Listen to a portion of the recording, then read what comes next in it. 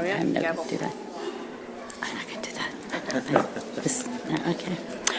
We're going to call the June 19th school board meeting to order. And I just want to, first of all, start by thanking all of our staff and parents in our district for the support they gave to our hundreds of graduates earlier this month with our graduates at Denfeld East Alternative Learning Center, our online program, and our Rockridge Academy residential programs. And it was great as a school board to be a part of all the many graduation celebrations and milestones. So just wanted to start the June meeting. And I am not David Kirby. David is out today, so I'll be chairing the meeting as the vice chair. Member Sandsted, could you do roll call, please?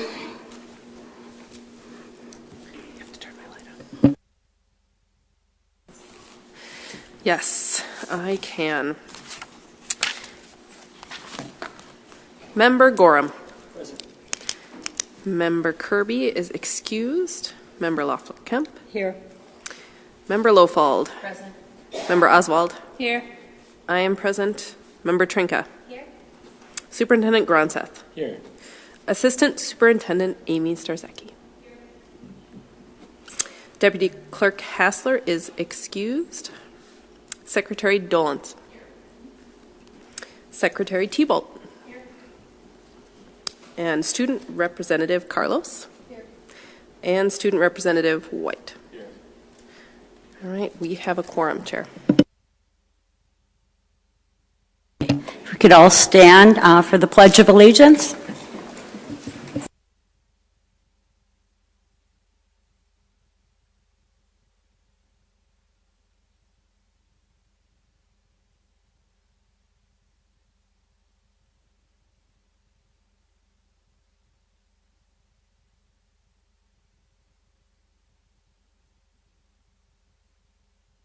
Thank you. Okay, the first item on the agenda is approval of the agenda. Do I have a motion to approve the agenda as is? So moved. Okay. Second. Okay, seconded by Josh Gorham. All in favor? Aye. Any opposed? Okay, the agenda is approved. And then we have the reading and approval of a number of other minutes. I want to start with the special closed session that was held on May 15th. Do I have a motion to approve the minutes? So moved. Okay, by Sally Trinka and seconded by Nora Sandsted. All in favor? Aye. Any opposed? Okay, motion passes. The second is a regular school board meeting on May 15th. Do I have a motion to approve? So moved. Moved by Member Sandsted, a second. Second. Seconded by Member Gorham. All in favor? Aye. Okay, the regular school board meeting, May 15th, is approved. The minutes for the special closed session on May 29th, do I have a motion to approve? Motion by Member Lofold, thank you. Do I have a second? Seconded by Member Sandsted. All in favor? Aye. Okay, motion passes. And then the special closed session on June 12th, do I have a motion to approve? So moved by Member Lofold. Second? Second. Second by Member Trinka. All in favor? Aye. Any opposed? The motion carries. Okay. Now we'll turn to the school and community recognition. And Assistant Superintendent Amy Starzecki and board members, we'll go down to the front.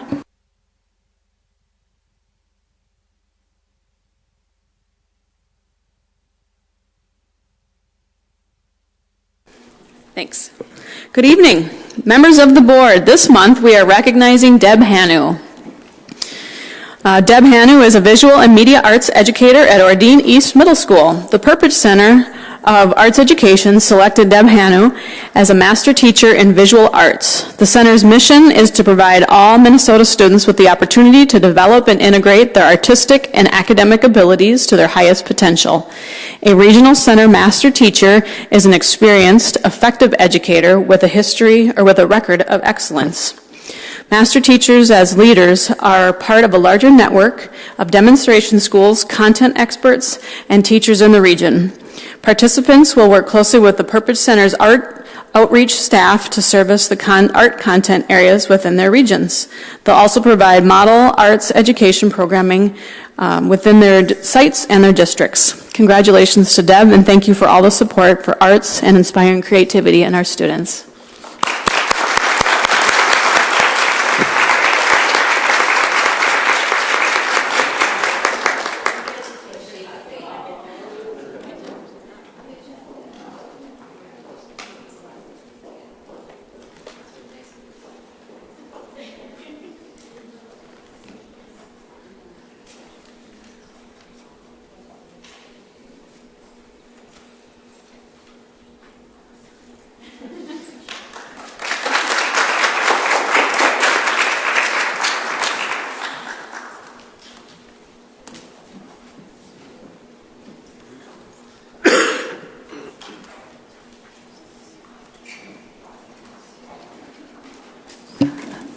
Okay, so congratulations again to Deb Hannu. We're going to begin now with school and community recognition, with the audience portion of our meeting. And I want to remind folks we have 3 minutes to speak. And Member Gorham, if you could read the civility and vision statement, please.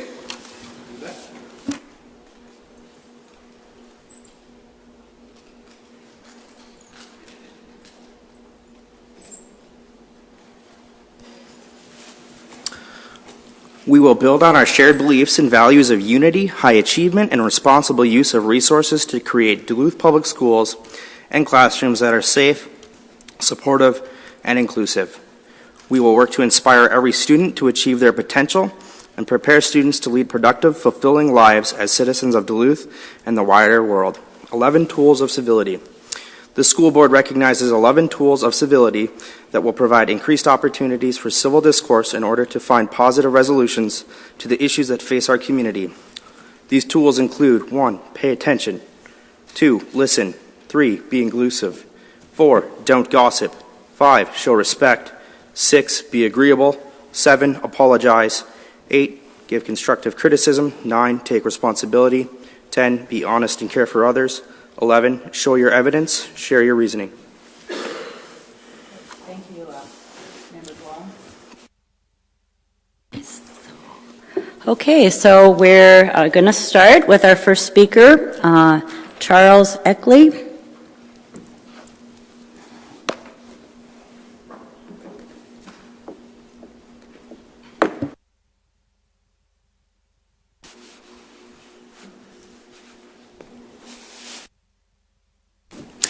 Thank you. Yesterday I called to leave a message for Doug Hassler, the CFO of this district, and if I had been a little bit more swift, I would have noticed something was wrong, because a secretary I spoke to said she will put me into his voicemail.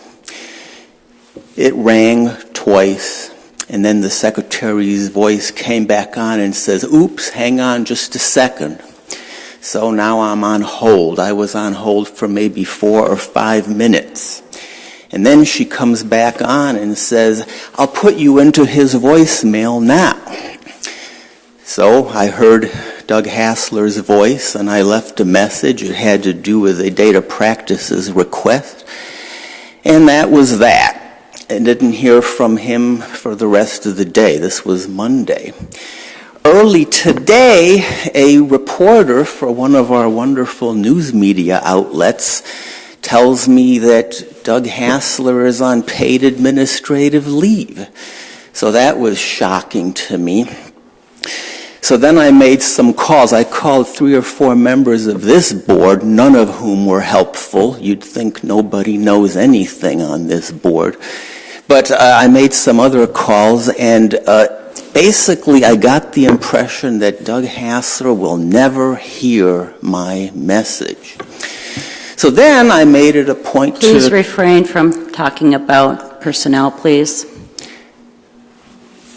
I thought I can talk about whatever I wish to talk about. Anyway, let me continue. So I then contacted Doug Hassler off-site, and my impression was that he will never hear the message that I sent him yesterday. And I just want to say that I don't really appreciate it when this is the way we're treated. Those secretaries could have told me yesterday, he will not get your message. And I think that was disrespectful for them to imply otherwise. Now, I have a personal theory, and that is that Doug Hassler is being railroaded here because he knows a lot about the budget. And I just want to tell this board that we will fight anything that's unfair that's done to him or anyone else. There has not been information that is supporting your comments. Okay. I'm just making inferences from what little we know publicly. From talking about I don't want to be interrupted when I'm speaking. I'm just telling you that we, the public, including myself, we will fight any unfairness that occurs to anybody in this district, not just Doug Hassler, but anyone else. Thank you. Thank you. The next speaker is Betsy West Sherman.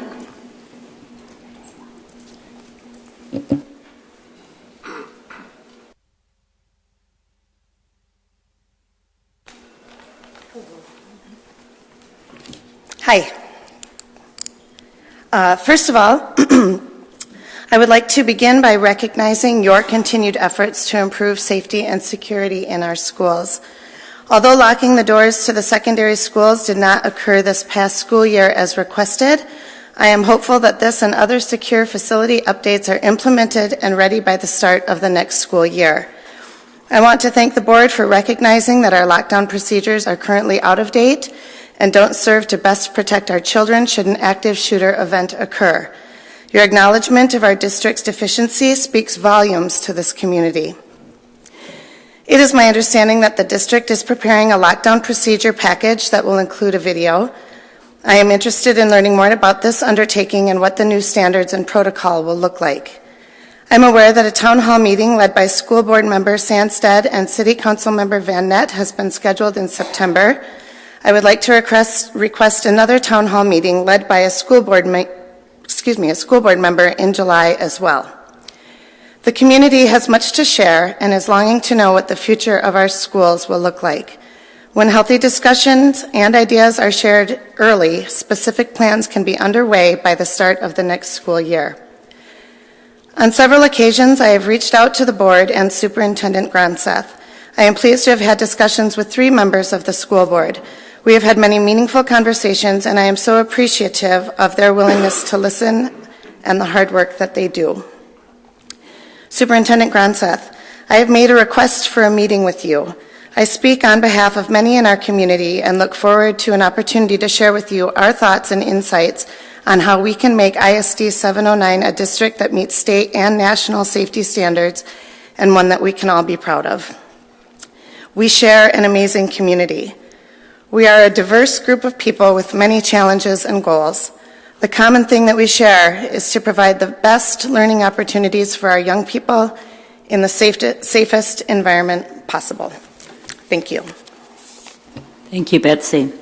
The next speaker is Salam Witherspoon. Can you restart that?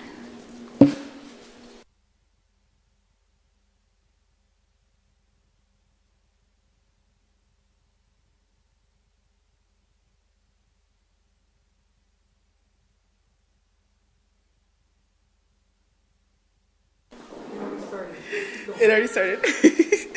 Good evening, board members and superintendent. Thank you for allowing me to speak. I'm Salam Witherspoon. I am coming to express my continued support for the Tool for Equity Accountability framework, the education framework, or equity framework, and I'm looking forward to working with you in the future to implement and hold some folks accountable. Thank you. Good evening. My name is Enrique, and I'm speaking on behalf of Health and All Policies, and I just want to thank you for working with us in putting this tool for accountability. And we look forward to working with you on other topics, I'm sure. Thank you. Thank you both. Okay, and I need to apologize. I out of order by one person. The next speaker is Stacy Hayes.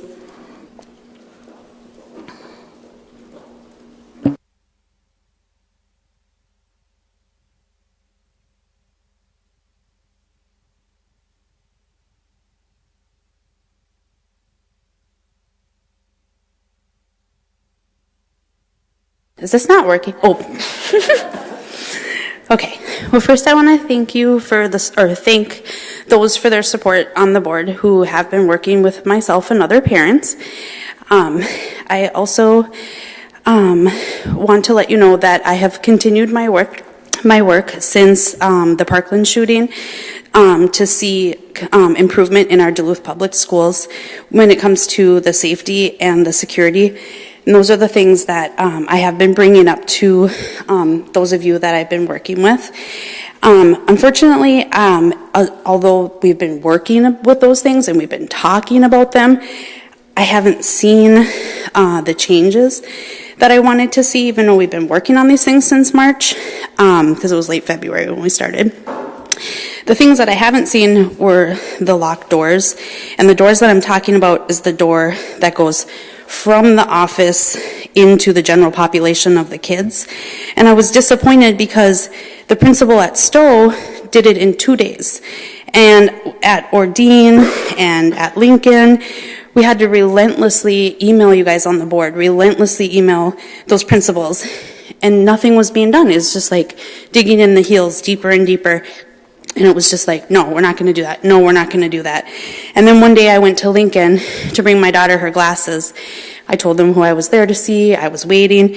And then I was like, well, I'm just going to see if that door is unlocked. And I went over there, and the door was unlocked. And I kept going, hoping I'd hear, ma'am, stop. Nothing.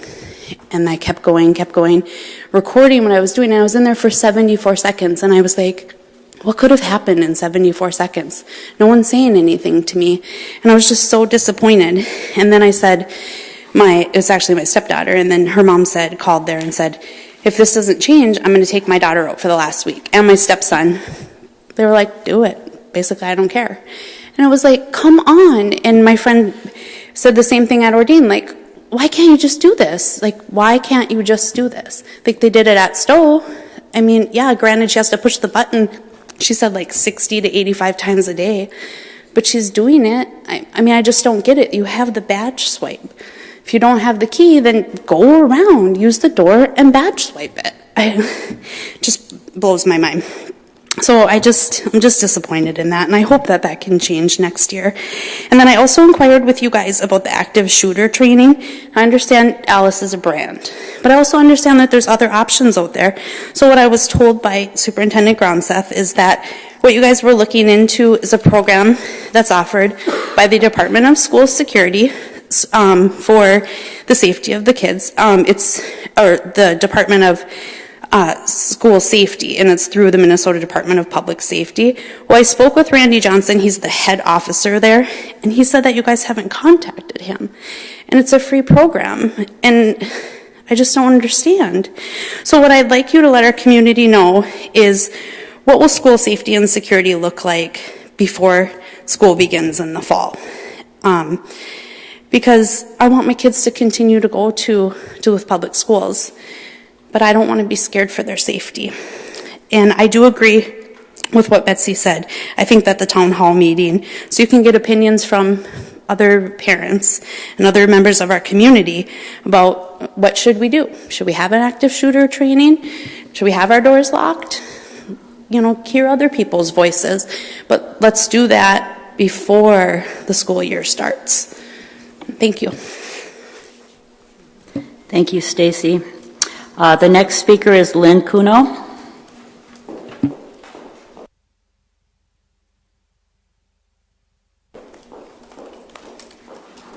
Alana, thank you for returning my message when I emailed you on my issue about how you guys are trying to reduce the monitors. I have listened to every single school board meeting since you guys did the comp ed. Not one time was it mentioned that once the comp ed happens, that you guys are going to cut back on monitors. You guys are going to base on how many kids are at each school. Condon has had a lot of kids for a long time. So now this year or next year, you guys are going to cut back monitors?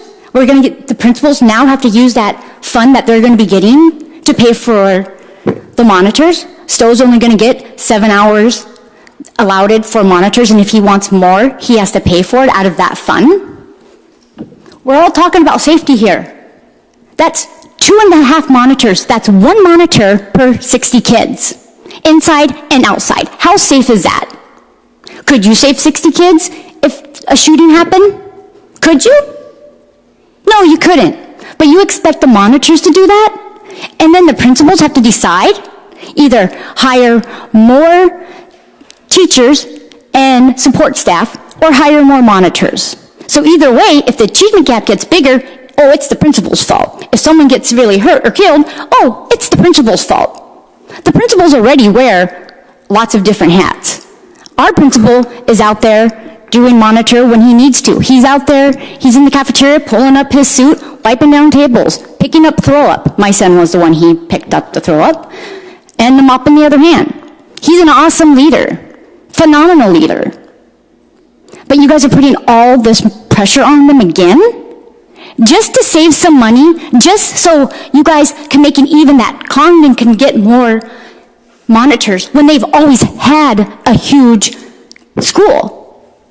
You guys want to cut back on monitors when on our one-on-one, you said the most write-ups, the most fights happen during recess and lunchtime.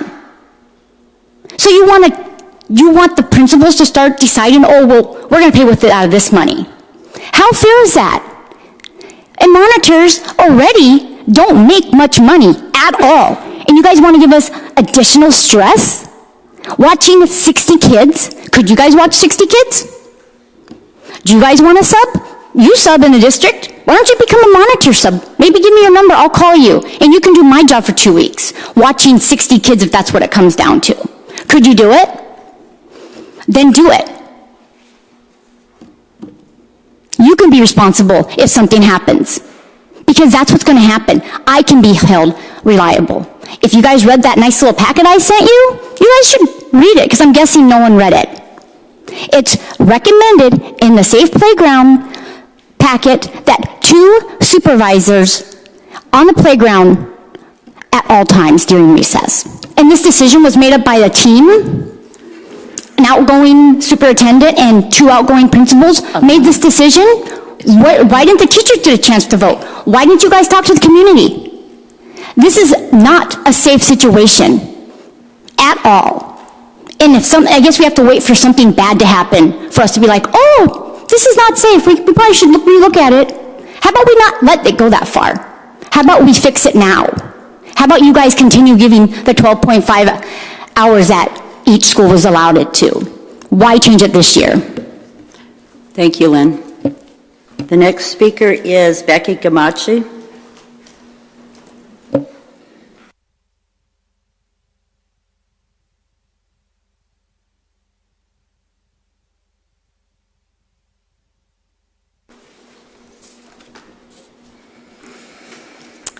Hi, my name is Becky Gamache, and I teach preschool at Lowell, and I am a member of the Outdoor Environmental Education Collaborative.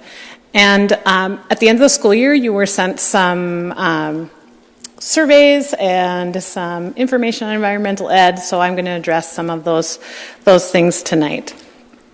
Outdoor education has been a passion of mine for a very long time. A few years back, I attended a program called Rivers to Lakes, which you'll hear about a little bit more later. And it really focused my my teaching of nature-based activities for young children.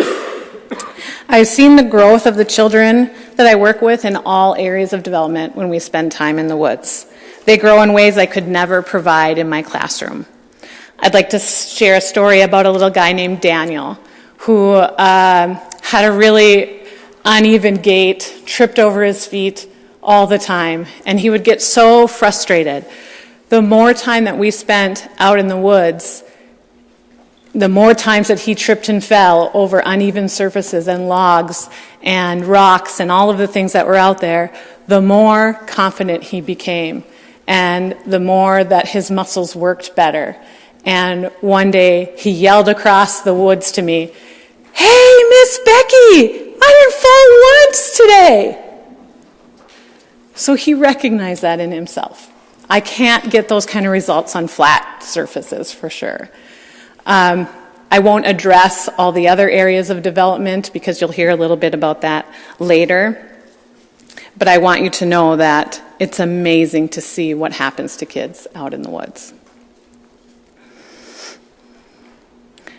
The waiting lists that you saw in the letter of the different private preschool programs in and outside of Duluth that serve Duluth families and the surveys we sent showed you that there's an overwhelming interest and need for outdoor education in this community. I was very happy to be placed at Lowell where it has beautiful woods so I could give the children in our program that opportunity. There's a lot of children whose families don't have the resources to send them to those kind of programs, but they really would like them for their children. So I think that we really have an opportunity here to retain and attract students after pre-K. In my classroom, I saw about half of my children going into kindergarten leaving our schools for other choices in the community. And not that I know the reasons for all of those, but I do think outdoor ed is a way to retain them. So I think this is some innovative programming, and I hope that you will give it some consideration and thought. Thank you. Thank you, Becky. The next speaker is Deanna Erickson.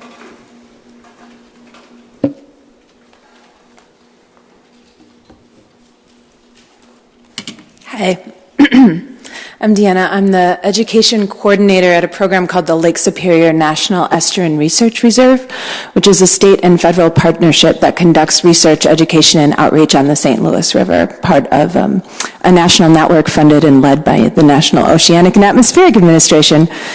Those long names, I'll lose all my 3 minutes, pretty much so. I also have a master's in education and taught in graduate level at UMD in environmental ed. So I just wanted to provide a little bit of thought and tone set about the benefits of environmental education in a community and in schools. I direct the program Becky referred to called the Rivers to Lake Education Program. We work with teachers in schools year-round to integrate environmental ed into their classrooms. There's some real benefits. It's very hard for somebody who's research-oriented to not be able to give you methods and stories and things, but I gave a handout, so it has citations.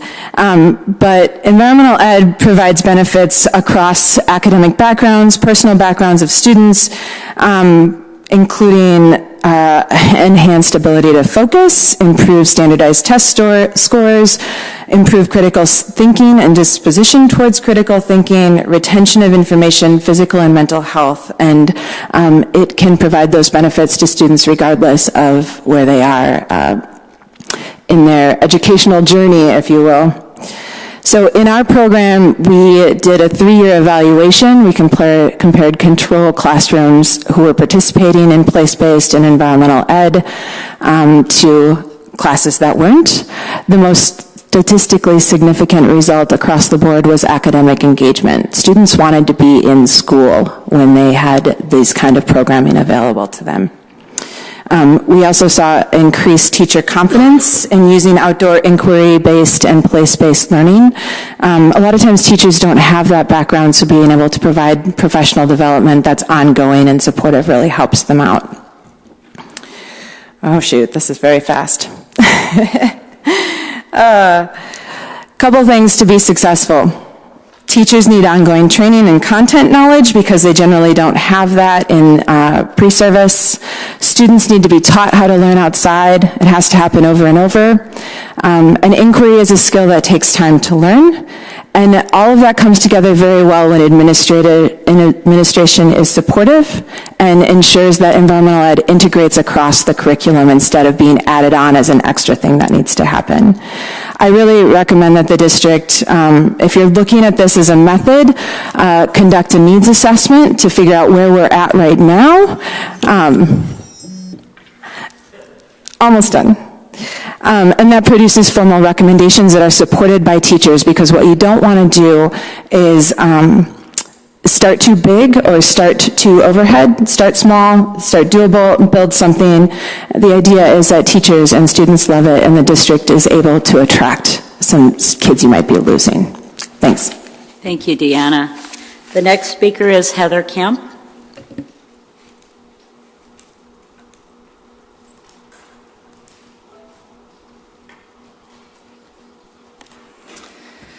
Hello, school board members. My name is Heather Kemp, and I am a 5th grade teacher at Lakewood Elementary School here in Duluth. It is a sweet little school out in the country, but unfortunately sometimes we lose students to the North Shore Community School, which is who specializes in like outdoor education. One thing about, I'm also a member of the Outdoor Environmental Collaborative group. One thing about Lakewood Elementary is that we have a school forest and we have a lot of green space. As a school, we have an environmental education day that is actually widely received by the school community. Many parents come out to this event to help, and it is something that the students look forward to every day, but unfortunately it is only one day out of the school year. Parents would definitely support more environmental education out at our school. Our principal has stated that he would support something like this at our school also. And our school has room for growth, and so so that if we could attract more people, students, we definitely have room for them at our school. I see outdoor education, outdoor environmental education as very valuable to all the district students, and I hope our district would support this and make this environmental education more of a reality here. Thank you. Thank you, Heather. The next speaker is Alana Pilot.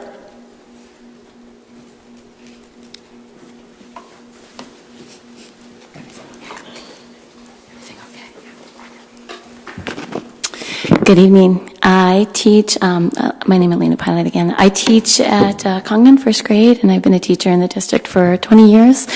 And as a member of this Outdoor Environmental Collaborative, you've heard a lot of viewpoints discussed already, and I'm really here to say that the time is right for Duluth Public Schools to embrace outdoor education and environmental and inquiry-based learning. There's an overwhelming interest in the need for parents to address this from early childhood on. There's a vast amount of research and benefits for students and increasing engagement of all learners.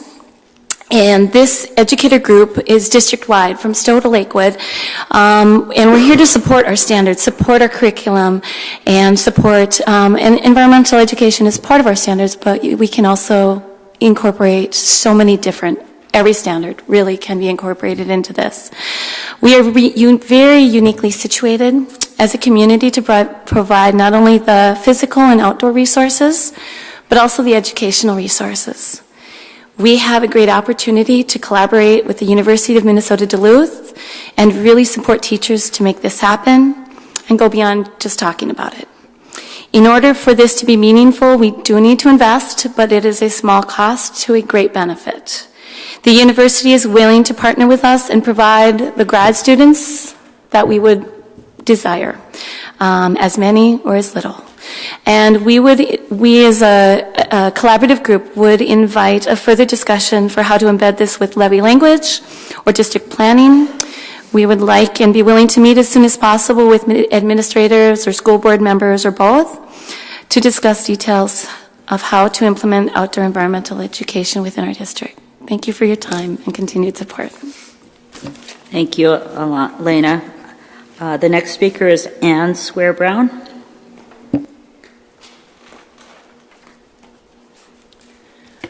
Good evening, and thank you for this opportunity for public comment. It's really an honor to be able to speak to you all, have a chance to talk. I also want to thank you for showing up at graduations across the city. I was really touched to think of all the people that make it possible for those graduates to walk across the stage. So thank you for your part in being there and handing out diplomas and giving those students a squeeze.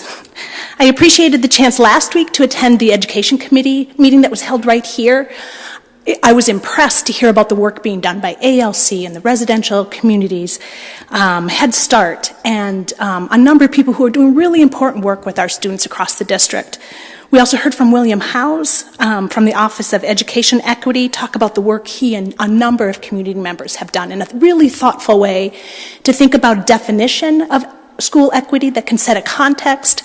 Not only that, but a tool to gather information and input from the community.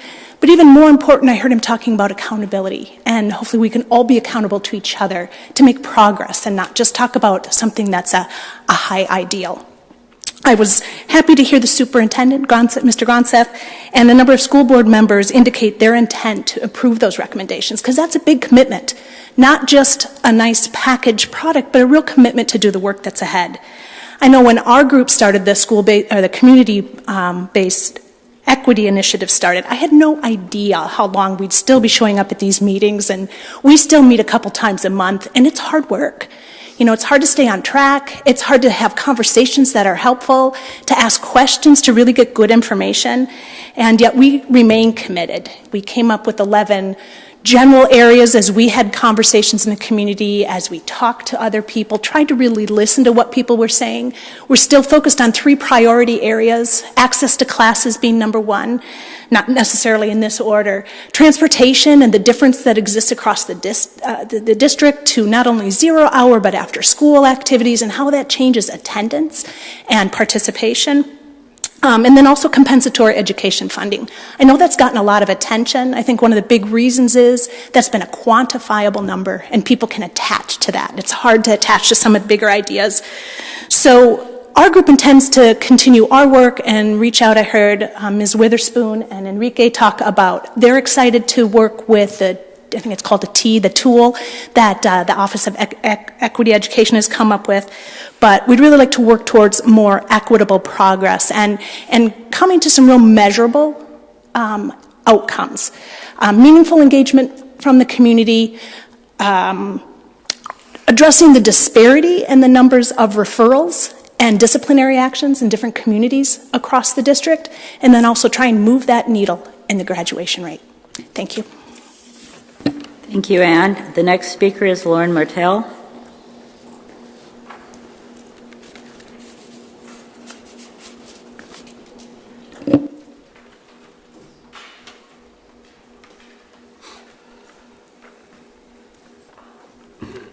Good evening. I'm a little bit torn on this. I don't want to be too hard, but you need to know where I stand. I first came into this boardroom 12 years ago because my right to vote is sacred to me.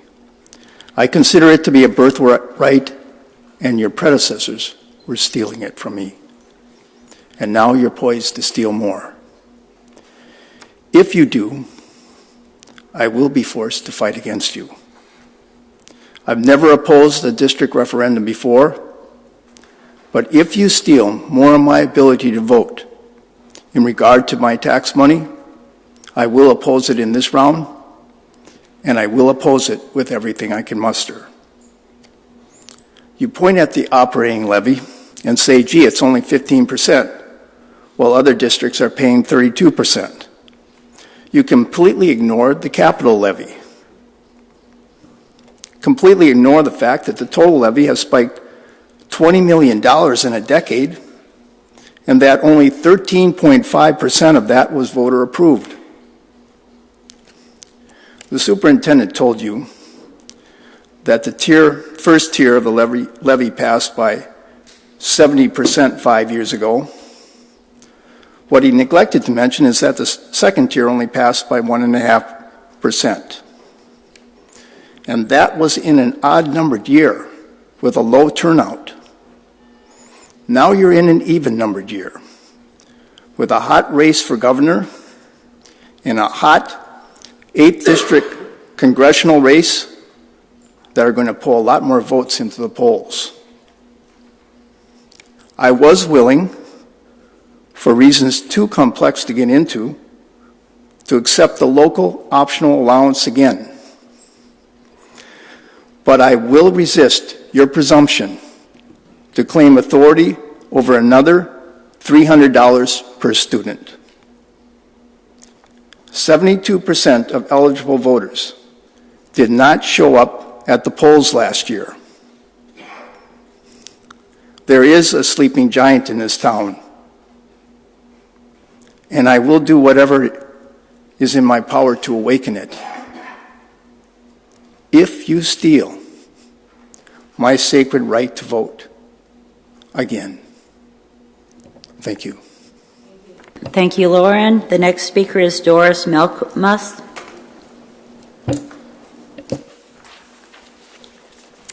Hello, I'm glad to speak to the members of the school board. I'm Doris Malkmus, and I'm a member of the Education Equity Alliance, and we're specifically a group that tries to gather and speak for a lot of groups that represent people of color and low income around the city. That's why we're together and why we're working on comp ed funds primarily. So it came to our attention that Superintendent Gronseth would like to address educational equity by adding a principal at that level to talk about the disparities in discipline, and that position would be paid for in part by comp ed funds. So we're happy to support and engage in all the efforts that are going forward to bring about more equity in the schools. We think that the focus is wonderful.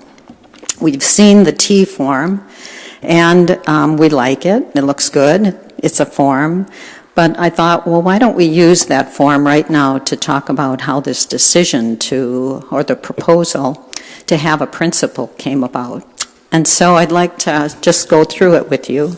I'm sure you've seen it. The first question is, what groups are impacted? And I think it's pretty clear it's kids that are disciplined, and the state pointed out those are primarily kids of color. The second question is, where will there be a positive, neutral, and negative impact? Well, we know it'll be positive if it works for kids who are facing implicit racial bias. We know that that's the point of having someone do that training. But it'll also be positive for the administration because they'll split up the work and they'll have people to fill out the forms. However, it's going to be negative for the kids whose comp ed funds are diverted to administration. The third question is, have representatives from the impacted groups been collaboratively engaged? Well, we know that we haven't, and so maybe we could just ask, what does collaboratively engaged mean? No contact at all? I don't think so. We know that the administration and school board members know we exist and have our emails and are welcome to talk with us. Or what about just proposing it and waiting for public comment? Well, I don't think that counts either as collaborative engagement or a public forum. I think that's closer, but it's still empty effort if the turnout is poor. So I think I'd like to talk about what does it mean to develop a true partnership with a low-income, multiracial community.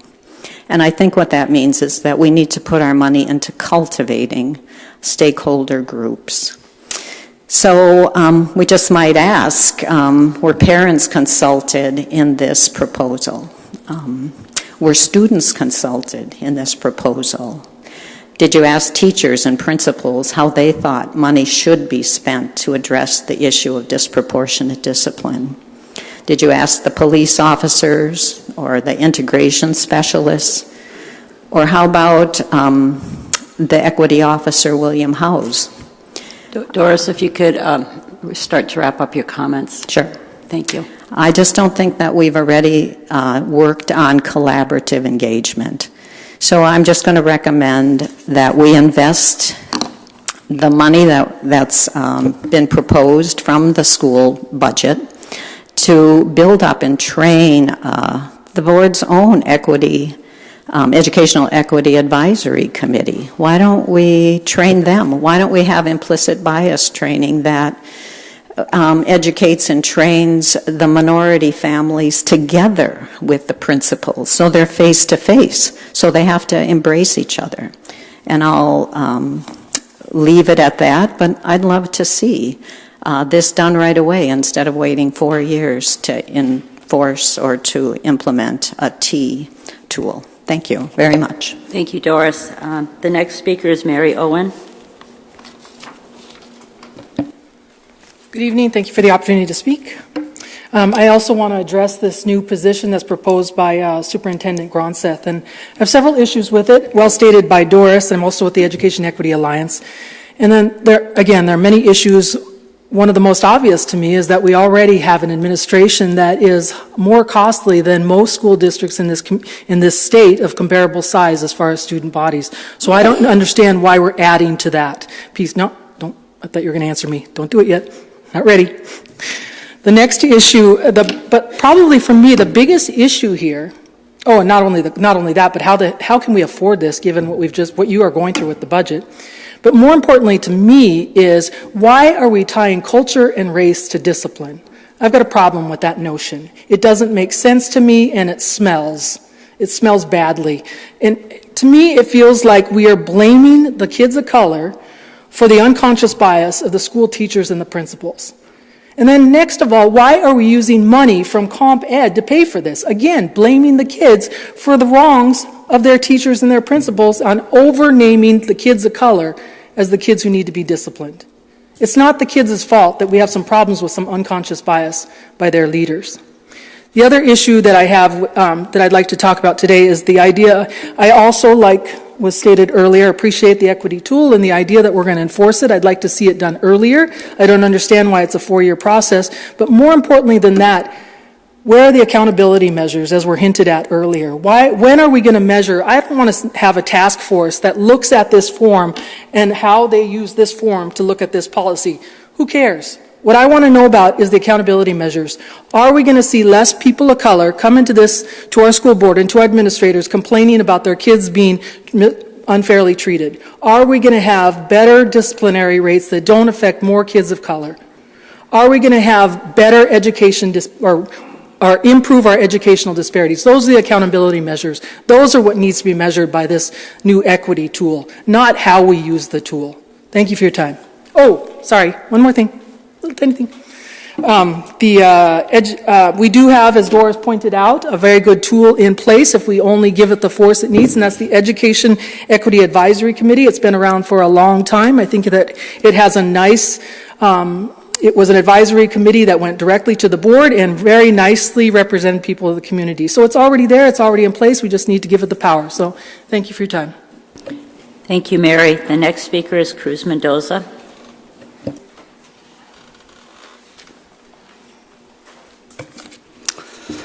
Thank you. I also have been around a long time with the Education Equity Advisory Committee. And back when we had magnet schools, Grant Language Magnet School was for a time not accepting and turning away kids of color. It was a Desegregation Integration Advisory Council that together with the state reversed this inequitable policy based on race. It was the Desegregation Council that helped select the staff of the 4 cultural centers, the Asian, African American, American Indian, and Latino centers, and helped develop programming for those centers. The most comprehensive, diverse gathering in this district's history was organized by members of the Desegregation Council. The Race, Culture, and Achievement Summit was attended by hundreds of community members and stakeholders. That report we produced is still the definitive work on community concerns with this district and suggestions for improvement. Years later, the Desegregation Integration Advisory Council became the Educational Equity Advisory Committee. For a period of 6 months, we held a series of weekly meetings that dramatically changed the way the district spent their desegregation funds. We moved monies from a magnet school in order to create 12 staff positions to work with students that needed extra help with their school careers. 11 of those integration specialists were people of color, and yes, it was primarily people from EAC that worked with the hiring process and human services. And we also developed parent training programs, and we brought the Check and Connect program into the school district. It was also EAC members that worked with the Coalition of Community Groups to change an inequitable comp ed funding formula. I tell you these things because I want you to see that there is a need for those of us on the wrong end of inequity. It is necessary to the work of providing equity in this district. We know we have lived those negative impacts. We know some of the practices that need to change and have the will and desire to make this district a fair and equitable educational experience. We want to be included in the formation and functioning of that ongoing equity work from the beginning. And since the last time I talked to the Education Committee, I told you I was working on restructuring and reforming and strengthening EAC, the Educational Equity Advisory Committee. As of this date, I have 20 people that are willing to serve on that committee, and we will be meeting shortly to try and figure out how to change the bylaws to be able to incorporate these people, because the entities that the membership now of the Education Equity Advisory Committee, those organizations, which were the cultural centers, no longer exist. Those parent committees no longer exist. So we need to change some of the language to be able to incorporate the 20 people presently who are willing to serve on that council. And I thank you for your time.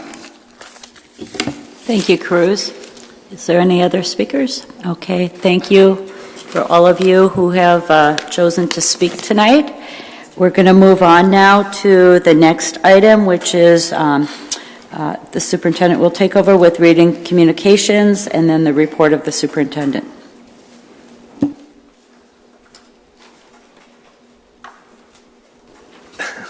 Thank you. There was one formal communications from Charles Eccles regarding his concerns with parliamentary procedure during district board meetings, and that was the one. Moving on to the superintendent report, there are quite a few speakers tonight that I'd love to continue the conversations with you. I know that many of the things that you spoke about are on the agenda tonight, as it should be, and there will be further discussion when those items come up. So as much as I'd love to dive into them right now, I'll wait until they come up in the agenda. Well, summer's here, right? It's upon us, although it's been a very wet week all around the community. And we hope and pray that all of our families are safe with the flooding that has gone on this week. I know it's affected quite a few families. Earlier this month, however, we did have 5 graduation celebrations. As Mrs. Square Brown said, there was Denfeld, East, ALC, our residential programs, and AEO, which is our online high school. These are always special occasions, and it's great to see students accomplishing long-term goals and how excited they are for the future.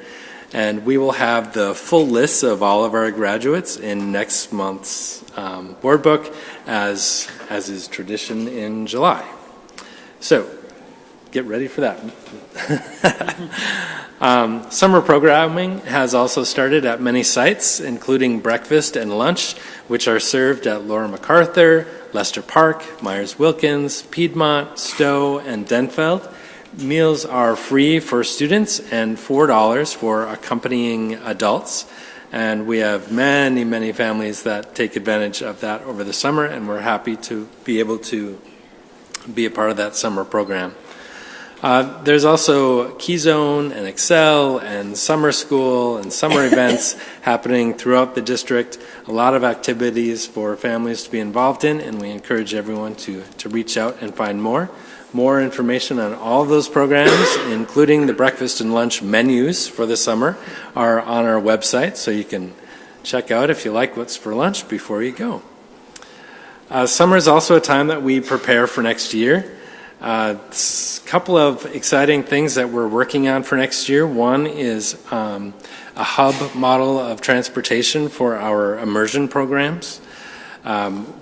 We know that at Lowell Elementary in the early morning, in the afternoon, because these are immersion programs that we do not provide transportation for, we have literally hundreds of families who are coming to drop off their kids, and traffic is getting a little backed up there on Rice Lake Road and causing some safety concerns.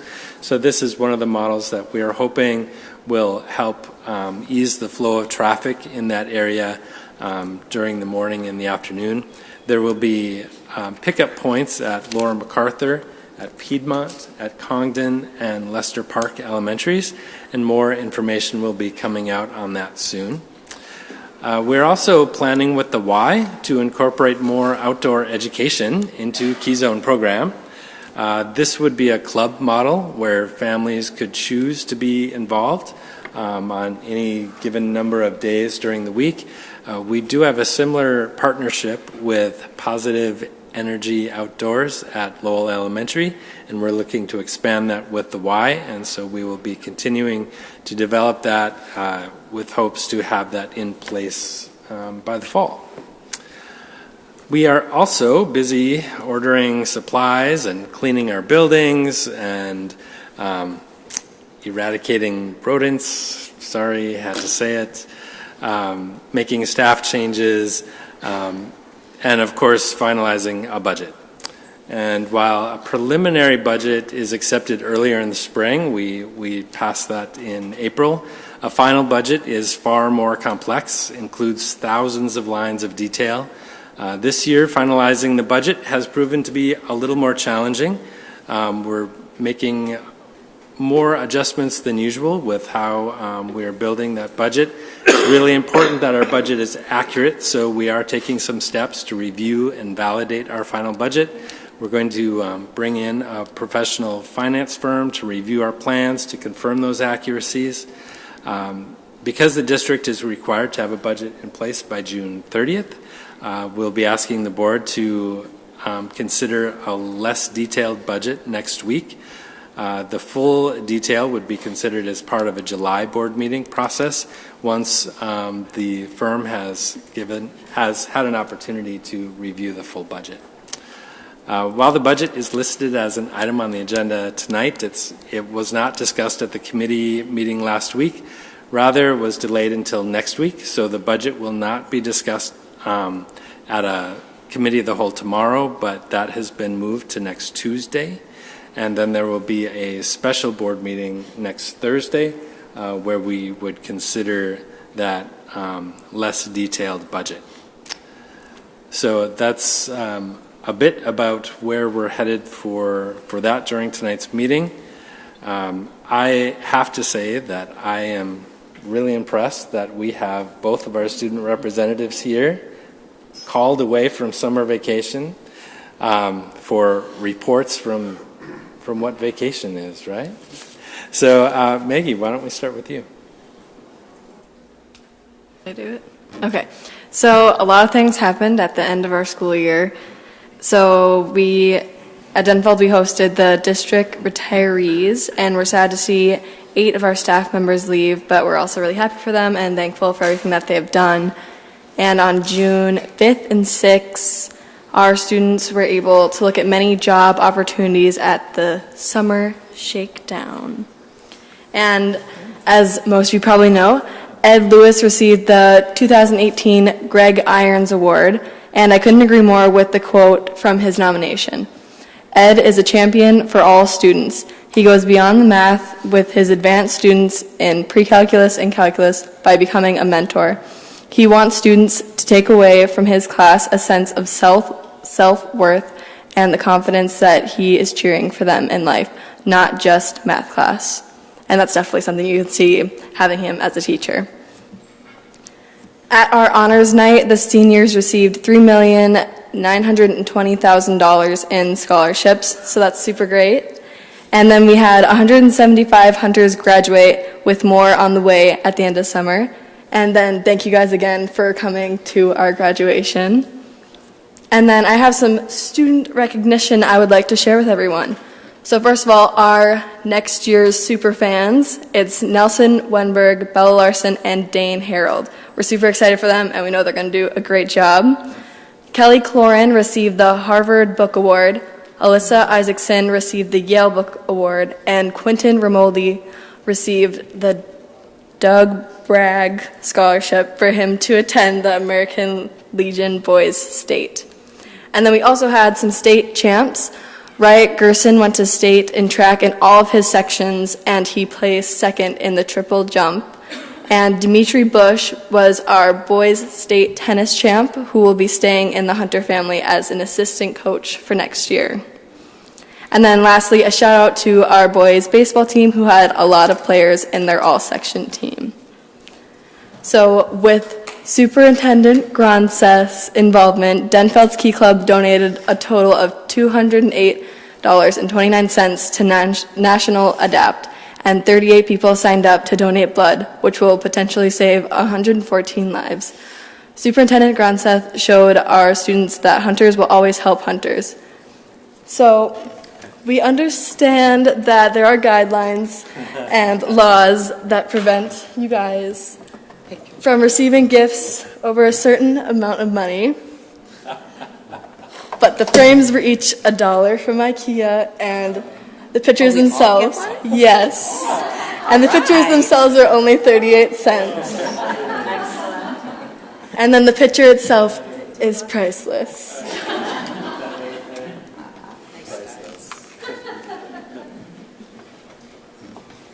And then there's one for Kirby, so I don't know what I should do with that one.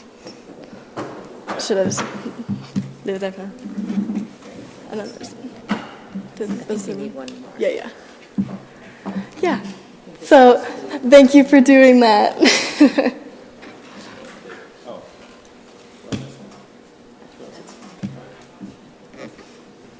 Yeah.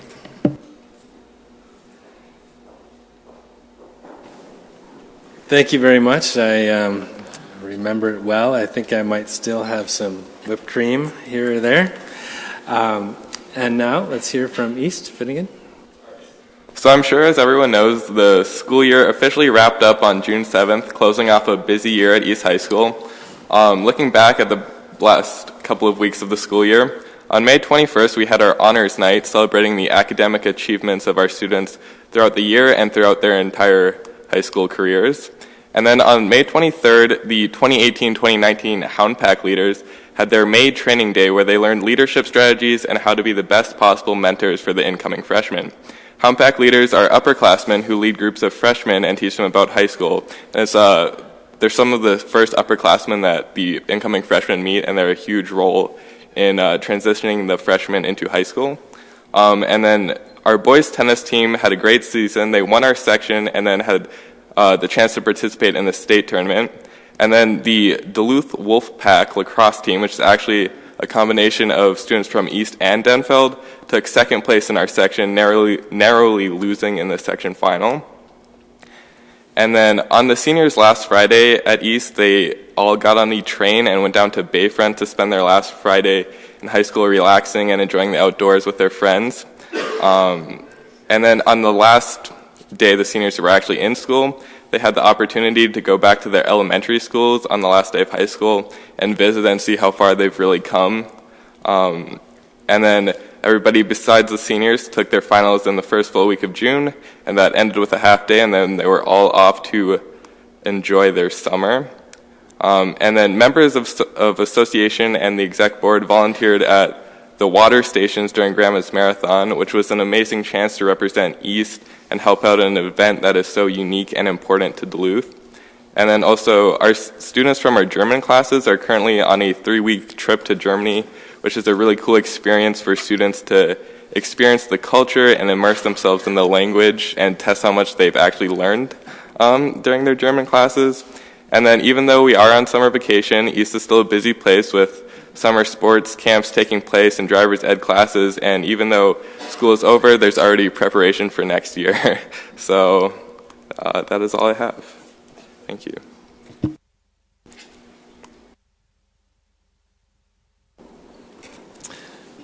Thank you, Representative White. I know that it's even in the summer when I go to the schools, there's so much going on. It's both the community and students, and it's just great to see everyone in our schools.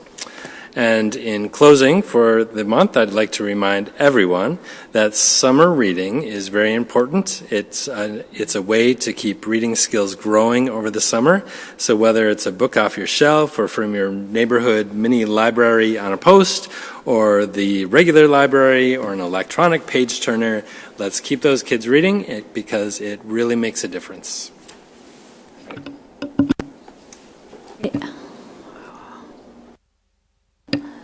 Great. Thank you, Superintendent Grunstedt. And Maggie and Finn, thanks for your great reports and for being here. We really appreciate you valuing this meeting on this beautiful night. So thank you. We're going to move on now to our standing committee reports, and we'll start with our Education Committee report with Member Lofold.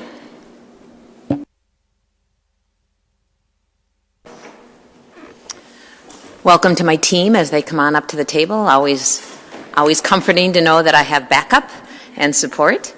Again, my name is Jill Lofold, and I'm the chair of the Education Committee. I too want to thank Finn and Maggie for their upbeat and really complete reports. Like, I didn't realize so much would be going on that you'd report on, but I always find it just refreshing and unique with what you select to highlight in your buildings, and I really appreciate the variety and the effort that you put into it. And I just want to commend our district, too, as a new board member. It's not the norm to have school representatives on a school board, and we have had probably at least 6 to 7 years of incredible school board reps, and so I thank you for your commitment to help us out on all of this as well. Are we ready? Okay. So again, thanks to the speakers too that shared tonight. It is overwhelming sometimes as a board member, the projects, the concerns, the issues that we bring to each other in a shared community. I respect the fact that the speakers always, just like good people do, they find things to highlight that they think go well, and then they also share with us their concerns. And as a teacher and as a person who used to work with kids and adults, that's a nice style of sharing concerns and successes. So again, thank you to our speakers. Again, our Education Committee meets the second Tuesday of every month, and like Ann Skewer-Brown commented, it's really good to attend the committee meetings because a lot of us have conversation bold and courageous, and we appreciate when you attend. So we always start our Education Committee beginning with Assistant Superintendent Amy Starzecki's report, and so she highlighted these things. She congratulated the classes of 2018 at all of our district schools, including AEO, Rockridge, ALC, along with East and Denfeld.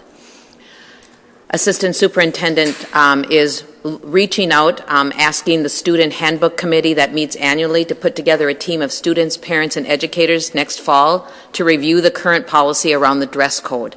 The team will make recommendations on any changes for the student handbook. So we talked about the dress code policy. Assistant Superintendent just touched on on finishing up principal evaluations as part of her job and looking at their growth and their evaluation plan. We also know that Assistant Superintendent has shared the work accomplished in the last 3 years with our new Assistant Superintendent, Mr. Horton, and working to meet effective transition in our move to our new Assistant Superintendent, who joins us on the week of July 1st in there somewhere. Also, Assistant Superintendent Starzecki and Mr. Horton met with DFT leadership as a meet and greet to share what is going well in ISD 709 and ensure sustainability. So thank you for that meet and greet. Our next agenda on our education was a report from Curriculum Director Dr. Carey.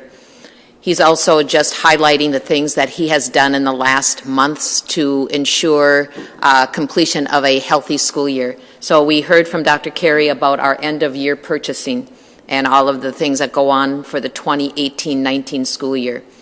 Dr. Carey also mentioned the leadership transition that he's going with and welcoming our new Director of Curriculum and Instruction, Gail Netlin. We also talked about the high school English novel selection, which is still ongoing, Dr. Carey shared with us. More conversation and discussion is needed. The novels are in our high school's second semester schedule, so we are bringing final selections early fall. We also heard from Dr. Carey that he is sharing and working on our August 28th opening day staff development. Updates on the new math pilot program and project were also shared by Dr. Carey. It's a new math curriculum for high school students who are off sequence in math. They feel it was a success in the first year, but will continue to work with this curriculum and gather more data on its effectiveness. But teachers thought it went well. And that concluded Dr. Carey's curriculum overview. Next, we hear on informational presentations. And so throughout the school year, each school has been providing us an update regarding their school improvement plan called the Record of Improvement, or in RCI, Record of Continuous Improvement. And that work is being led by the Continuous Improvement Team, which is a CIT acronym. Each of our schools has gone through a comprehensive needs assessment and developed action steps to improve student outcomes. That's where I really think the rich conversation comes at our educational committee meeting, to hear the reports from the various schools in our district. And I think, talking to Superintendent Starzecki, we have now finished that whole cycle where we have met from all of our schools. This past week, we heard from the Area Learning Center, the ALC, and our AEO, our Academic Online Academy, led by Principal Adrian Norman, with teachers Carl Soderberg and Jennifer Ahern. They shared great data on the number of students enrolled, the percent of students from schools, student demographics, credits earned, successes, challenges, goals, and initiatives. And we really appreciated Adrian Norman's time and the work of Carl and Jennifer. We also heard from the residential sites of Rock Ridge Academy, Chester Creek Academy, and Merritt Creek Academy. And we heard the presentations were done from Denise Claremont, the principal, along with her team of Carol Dahl, Mariah Olson, Brenda Schromberg, Ann Eck, Sherry Dahlbeck, Mariah Olson, and Edwina Banground. Really fine presentations on their data, their statistics, and their successes at the academies that we have in our district. And that concluded those presentations of informational presentations. Next, we heard a report. It was a full meeting. We heard a report from Dr. Carey and from our manager of technology, Bart Smith. The board received a technology report that gave us a history of our technology equipment and what our district currently has in this area. From desktop computers, phones, printers, Chromebooks, sound microphone amplification, smart boards, and security cameras. We were given an interim technology plan that, as a board member, we can use to have a better understanding of our future technology needs. We appreciate the hard work of our technology department and its efforts. The board looks forward to making decisions to further the needs of our students in the technology area. Next, we have grant partnerships. It is recommended that the Duluth School Board receive the following 2 grants as informational: Lake Superior Consortium and Northland Foundation grants in the pre-venture program. Those were 2 grants that we are just informational. So now we're on to our action items. We had a presentation from Pam Reese, I was right, Duluth Head Start Director. She presented us a very complete overview of Head Start that is required for our board to approve. So it is recommended that the Duluth School Board accept and approve the above items: COLA, or the cost of living adjustment; transportation waiver, which talks about 4-year-olds that are Head Start 4-year-olds riding our school bus, a very clear explanation of that transportation waiver; self-assessment and community assessment, very complete, very detailed, a really top-notch job done by our Director of Head Start, Pam Reese. So that is an action item but does not have a resolution. We will accept that information from Pam when we accept this committee report. Okay? Okay. But we do have now resolutions that need our approval. Okay, so we're going to do those right now. Right. So we have a resolution to accept grant awards. Whereas Minnesota Statute 465.03 requires a school district to accept grants by resolution expressed in the terms prescribed by the donor in full, and whereas acceptance of the grant in accordance with the donor's terms is in the best interest of the Duluth Public Schools, now therefore be it resolved that the Duluth Public Schools does accept the below described grant from said organization in accordance with the terms set forth within. Be it further resolved that the Duluth Public Schools wishes to extend its grateful appreciation to this organization. We have 2 grants: Minnesota State, Minnesota Department of Education, to the Lake Superior Consortium and Brad Vieths for the school year 19 in the amount of $149,066.02. And funds from this grant will provide innovative programs and professional development to assist students and staff in career exploration and CTE programs of study in Proctor, Esco, Hermantown, Duluth, Two Harbors, Silver Bay, and Cook County. Our next grant was from the U.S. Bank and Minnesota Vikings. It was given to Stowe Elementary and Principal Nathan Glockley. It is from, the project title is U.S. Bank Places to Play Grant in the amount of $50,000. Funds for this grant will be used to develop Phase 2 of the Gary New Duluth Developmental Alliance Plan. I move Resolution E-6-18-3554, acceptance of grants to Duluth Public Schools. Second. Thank you. Seconded by Member Sandsted. Any discussion? Go ahead, Member Oswald. I just had a question on the Perkins grant, if that was about a ballpark figure of what we've received last year, or is it an increase or decrease?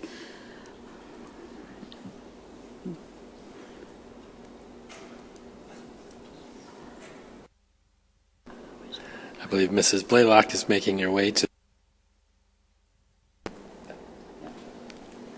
It is about what we have received this current year, maybe a little bit of an increase.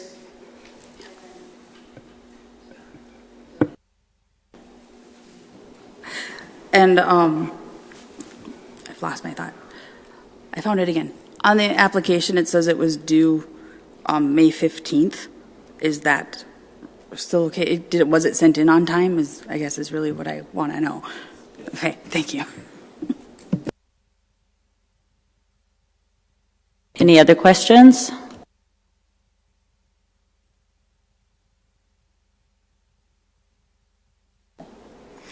Yeah, I just wanted to make a comment. I was out at Stowe the day that they were having the visit from the Vikings officials and the U.S. Bank officials, and they were so excited, and they had great plans for this Phase 2.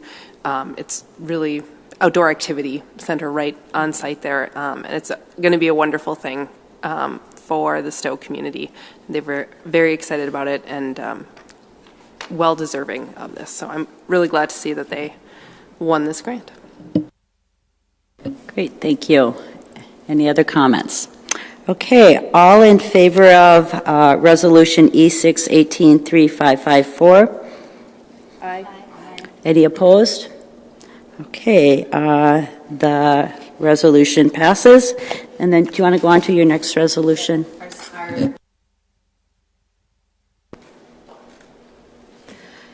It's Resolution E-6-18-3555. It's the commitment for an education equity framework. The resolution reads, whereas education equity is the condition of justice, fairness, inclusion, and cultural responsiveness in our systems of education so that all students have access to the opportunities to learn and develop to their fullest potentials. Whereas the pursuit of education equity recognizes the historical conditions and barriers that have prevented opportunity and success in learning for students based on their races, ethnicities, incomes, and other social conditions. Whereas eliminating those structural and institutional barriers to educational opportunity requires systematic change that allows for distribution of resources, information, and other support depending on the student's situation to ensure an equitable outcome. Now, therefore, be it resolved that the Duluth School Board does commit to implementation of the Duluth Public Schools Education Equity Framework, which includes a definition of educational equity, the Minnesota Department of Education's 10 Minnesota Commitments to Equity, and the Duluth Public Schools Tool for Equity Accountability, TEA, form.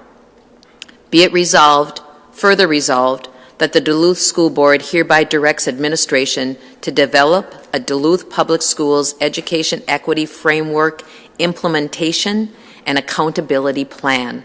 I move Resolution E-6-18-3555 tonight. Seconded by Member Sandstead. Any discussion? Okay, Member Oswell. Then Member Oswell first.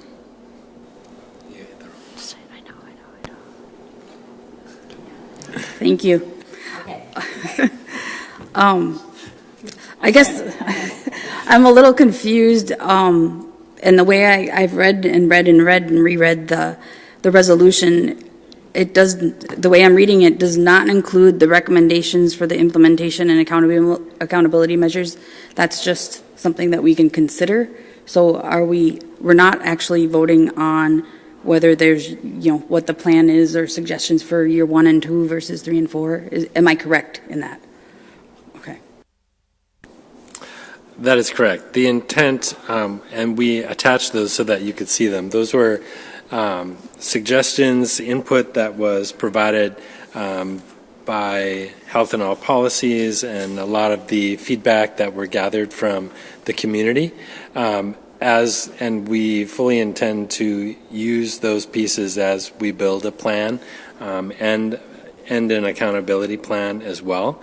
As Dr. Owen suggested, I feel too that it could go a little faster in some areas, and we want to incorporate our plan for professional development into it as well. So while we'll be taking that as part of the plan, and there's a lot of really good pieces in there, we wanted to really develop a little bit faster timeline. Thank you. Thank you. My question is, in terms of we, who's developing this framework implementation and accountability plan, who is the we?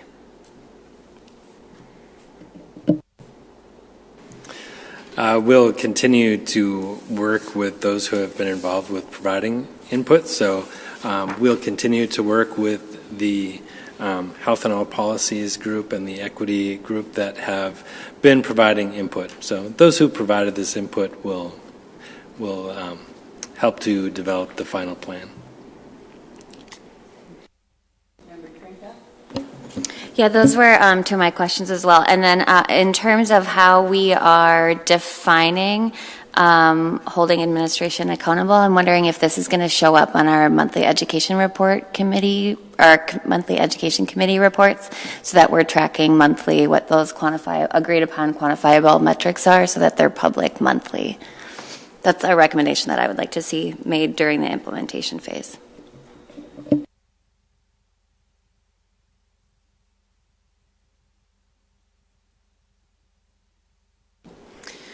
I'm going to go off Member Trinka and expand. Perhaps I think that this is also, this principle and framework applies also in terms of our budgeting and our finance and our hiring in terms of human resources. And so perhaps this tool needs to appear in multiple places that we're seeing it on a monthly basis. I don't have a specific recommendation for that, but I would just say this tool is to apply to all of our decisions at all levels. So I would like to see the analysis, especially on the big issues we're facing. Member Lofold?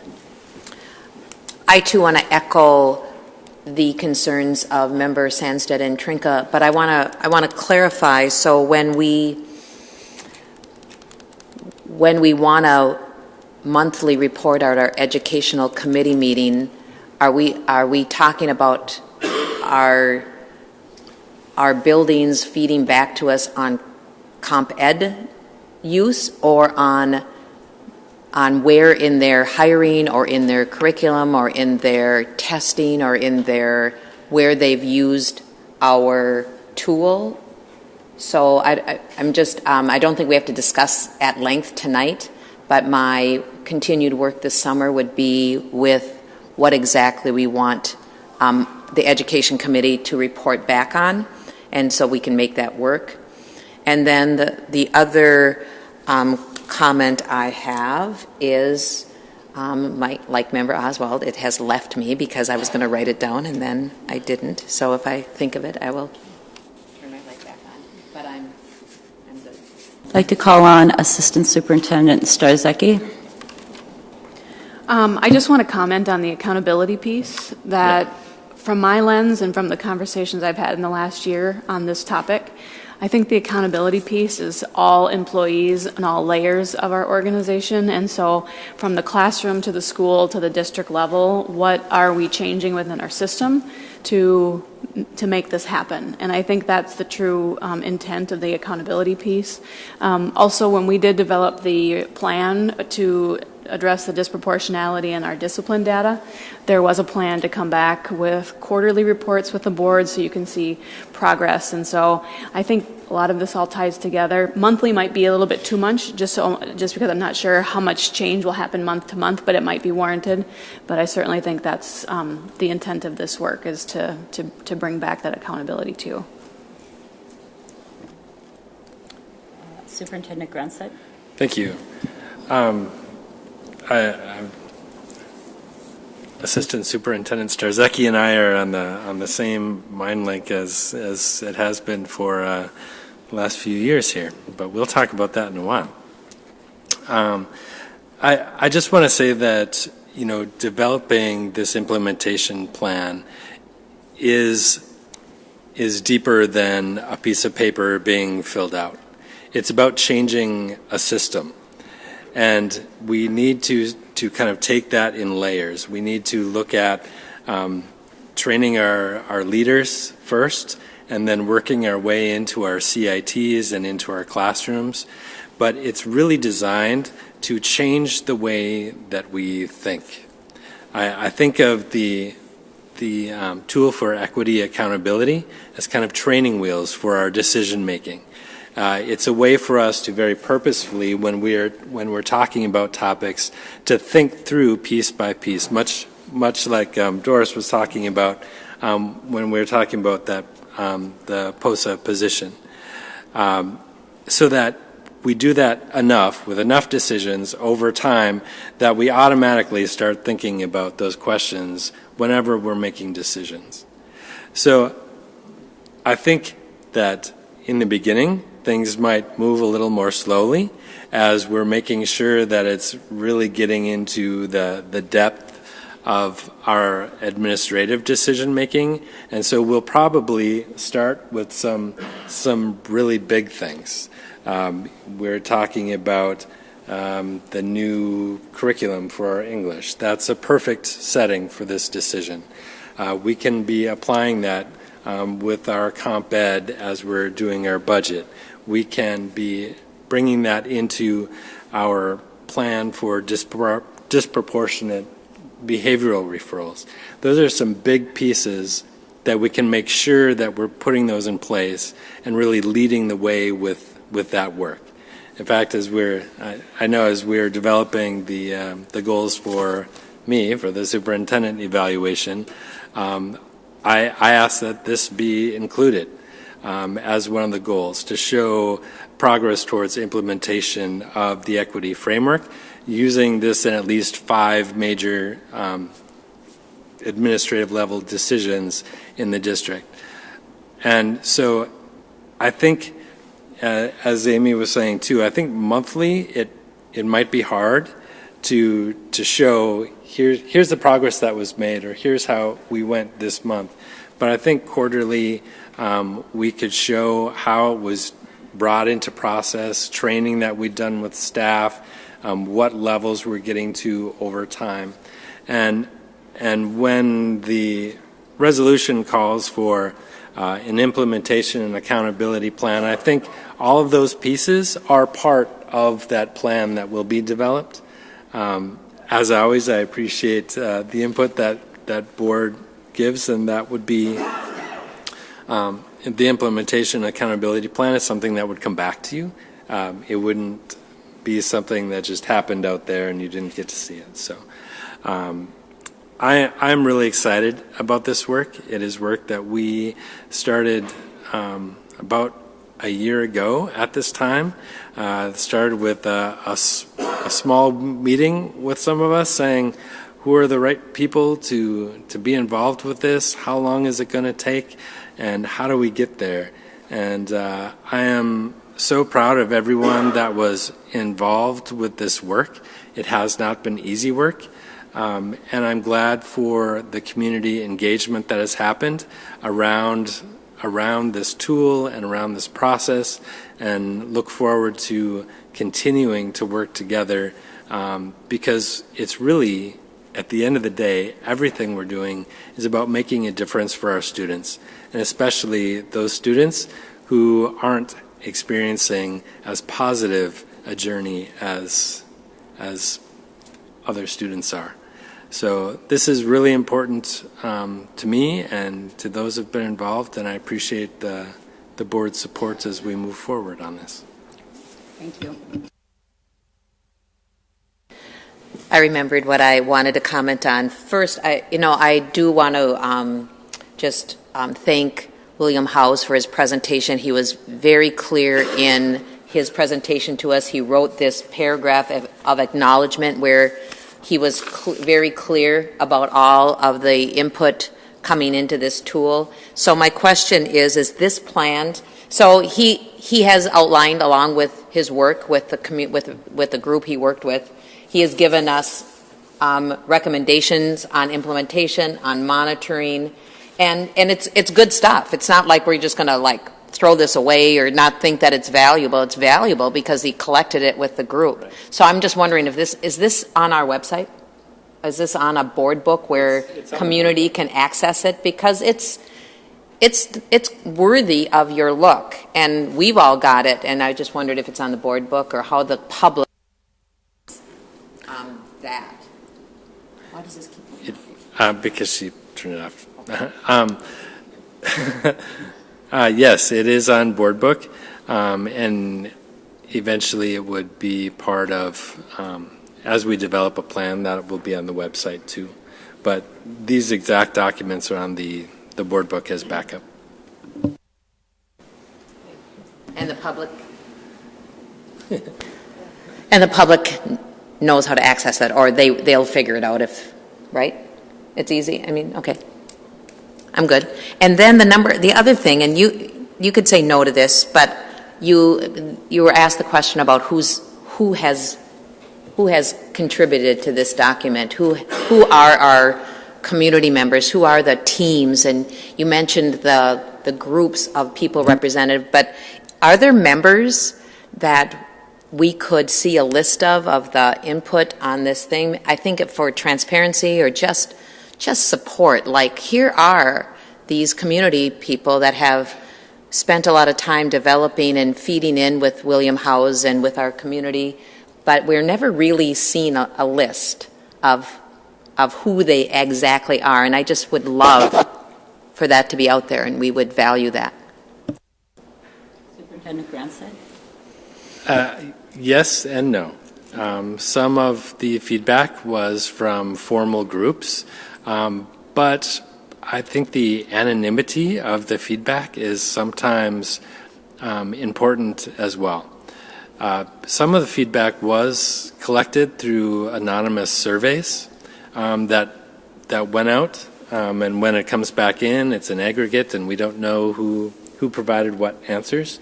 Other input was gathered at Think Kids sessions, where it's families and staff who are joining us. So while we would be able to share some of the names, we don't know all of the names. Thank you.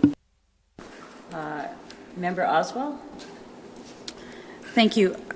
I'm just hoping that we can, instead of maybe placing how the tool is used necessarily, that's kind of a separate issue. I'm hoping we can get a monthly update in the progress of what's being done to create this implementation plan, so that our community can know if it's going to take 5 years or where we're at in the process, and so they can beef up their encouragement or say, hey, I know more about this and where you're at, and step up to speak up, to be involved. So I hope that we can have that feedback at least on a regular basis. Thank you. Member Gorham? Yeah, 2 comments I wanted to make. Last week when Mr. House presented this, I just wanted to echo the fact that he gave a lot of credit to the community partners who were involved with creating this. So I want to echo that comment. Thank you. Continue to be involved. As a person who works in public health, I get to work on systems change. And what we're doing right now is huge, and it's going to be a challenge. It might be a little bit messy. It may not go 100% perfectly right away, but it's going to get us on the right track. And once we learn a little bit more about how this works and how we want to do it and work with our community to develop that, I'm interested in visiting a policy so that this becomes a part of our culture forever. Thank you. I'm just going to comment as well. We had a really good discussion at the Education Committee on this, and really appreciated the handouts that we received, the definition of equity, the 10 Minnesota commitments to equity, and the tool for equity accountability that Member Lofold highlighted before. When William started his presentation, he read a statement, and he just really wanted acknowledgement through this statement, and if you would indulge me, I'd just like to read it because I thought it was pretty powerful and important that everyone hears. So he started out the presentation saying, "It is vitally important that we recognize the work done by countless individuals, groups, and organizations of the Duluth Public Schools and our community that has allowed us to reach this point in our efforts to provide an equitable education for all. Through all of their experience, passion, sacrifice, knowledge, and wisdom, we are able to continue the work that was started by many before us. It is our goal to honor that work with our efforts presented here to continue to move the Duluth Public Schools towards a more just and equitable education institution. In the spirit of equity, we acknowledge all of you still here and all of those no longer with us." And he went on to give some of the history, and then he closed by this last paragraph. We thank you for the challenging opportunity to be a part of this important work in our school district, and it is our hope that our efforts and the information provided here helps move us forward in our efforts to reach our goals of providing high-quality education for all students. And I just really appreciated that, those statements that he started the conversation that we had with. So, any other comments? Okay, because my light's on. Okay. So we have, Member Lofold has moved this resolution by Member Sandstead. All in favor of resolution E6-18-3555, Commitment for an Education Equity Framework. All in favor? Aye. Any opposed? Okay, the motion, resolution passes. Thank you so much. Member Lofold, if you want to go back to your report.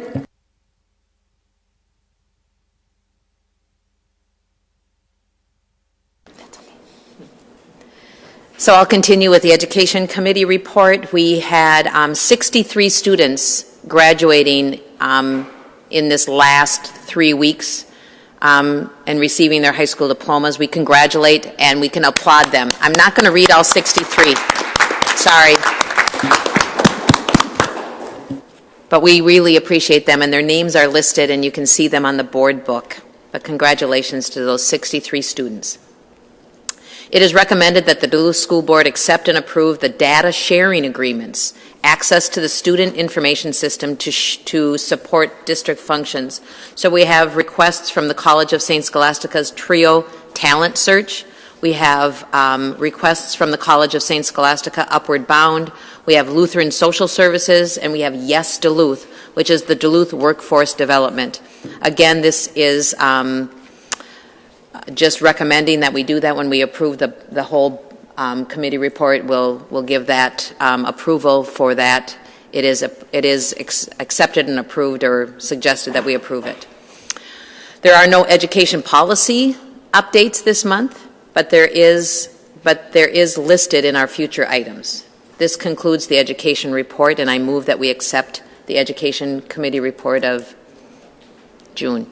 Thank you, Member Lofold. Do I have a second? Seconded by Member Gorham. Any discussion on any of other items? Okay. Member Oswald. I'd like to pull item 1C2.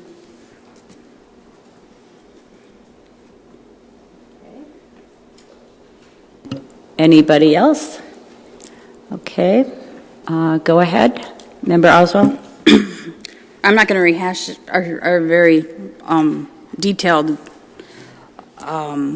discussion that we had at the committee level. I think that's highly worth watching if you're interested in opinions on how our technology plan is going to be proposed to be changed. What I need to know is if Superintendent Gronseth plans on following the recommendation for a more formal process of necessary stakeholders to identify the technology, equipment, and support needs of the district with a focus on teaching and learning.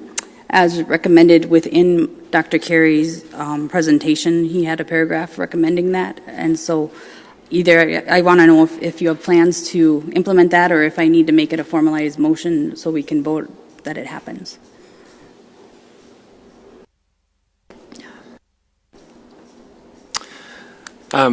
Actually, the interim technology plan that you saw was part of a larger set plan. I want to say it was 3 or 4 years ago. And so it is time for us to revisit that plan. We hadn't planned on bringing it to you. I know that it was a requested item this month to bring it. And so while right now we are pretty far in depth going into strategic planning and the equity plan and the referendum plan, I think that that is something that could be a part of what we're doing probably second semester next year. We could look at starting a process for that.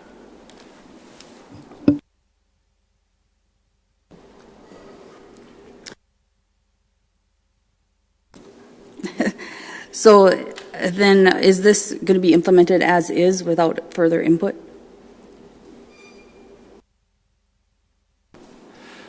As I said, this plan has been in place for a while. We need to revisit it so that we can update it. So I'd say that it's not that it's going to be put in place, it's already in place. As we look at funding, as we look at levies, I know technology levies could be a possibility in the future as well to address our technology needs. It's one of the things that we were discussing in the Think Kids meetings this year was our aging technology and the need for investment in technology. So I assume that it's going to be an ongoing discussion. And so it's not a matter of if it's being implemented, because it already is. So it's developing further plans in the future.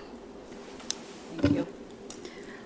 Specifically, I guess I should ask about the smart board schedule of eliminating smart boards, and that's not supposed to begin until 2019 and finishes up in 2028. I know that that's a point of contention with myself. I've made that known. But having the different levels and different elementaries and high schools and middle schools be scattered, I think that, and I hope that it can be revised to be high schools first, middle schools second, and elementary schools last, while we further that discussion on what can possibly replace them, because I know that elementary schools utilize the interactive functions the most with their younger students who need less screen time. And I don't know if I can just continue saying that. I don't know if I need to ask for board support, but that's the direction I asked for, and I hope it's heard. I don't know if anybody would want me to entertain a proposal to change that in there, but I don't even know if that's really our decision. But I really hope that teachers are consulted in how to make that transition to something else besides a smart board quicker and better.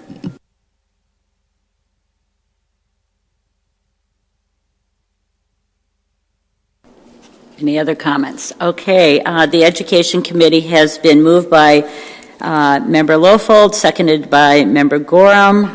All in favor of supporting the Education Committee report? Aye. Anybody opposed? Okay, the Education Committee passes.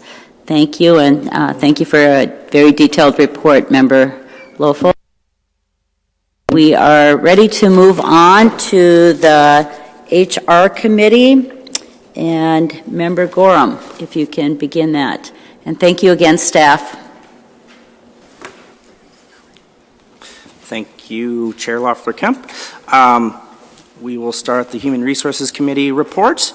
As Member Lofold shares, we do have a Human Resources Committee meeting every month. It's the second Monday. It starts at 4:15. Usually they're pretty brief. This month's is a little bit longer. To start things off, we typically look at a staffing report to see what is going on within the district and how staffing is occurring across the board. A lot of details and information in there. Among the highlights this month is that there is an ongoing process for hiring and interviewing principals across principals and assistant principals at several school sites. Another thing that we discussed, and we'll visit here with a couple resolutions in a moment, is that at about this time each year, there is termination of certified and uncertified staff. This is an annual occurrence, and what we know is that a majority of people are back the following year, and this is not a performance-based issue. So just want to provide some clarity to that. As we move into the resolutions now, we will start with approval of termination of certified hourly staff. And so, be it resolved by the School Board of Independent School District Number 709, St. Louis County, Minnesota, that the employment of the following hourly teachers shall terminate effective at the end of the school day on June 8th, 2018, unless another date is indicated below, in which case the employment of the individual shall terminate on that date. Be it further resolved that the clerk of the school board shall notify such teachers in writing before July 1st, 2018, of the termination of their employment. There are 3 names on this resolution. I move resolution HR 618-3550. Second. Moved by Member Gorham, seconded by Member Sandsted. Any discussion? Mike. Oh, I'm sorry. Okay. Again, moved by Member Gorham, seconded by Member Sandsted. Is there any discussion? And it looks like Member Sandsted.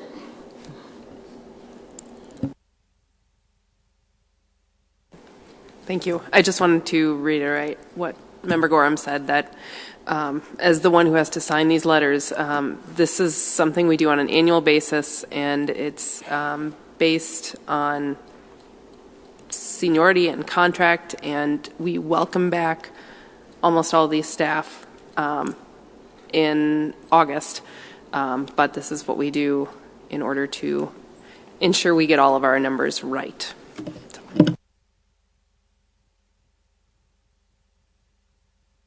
All in favor of resolution HR 618-3550? All in favor say aye. Aye. Any opposed? Okay, the resolution passes.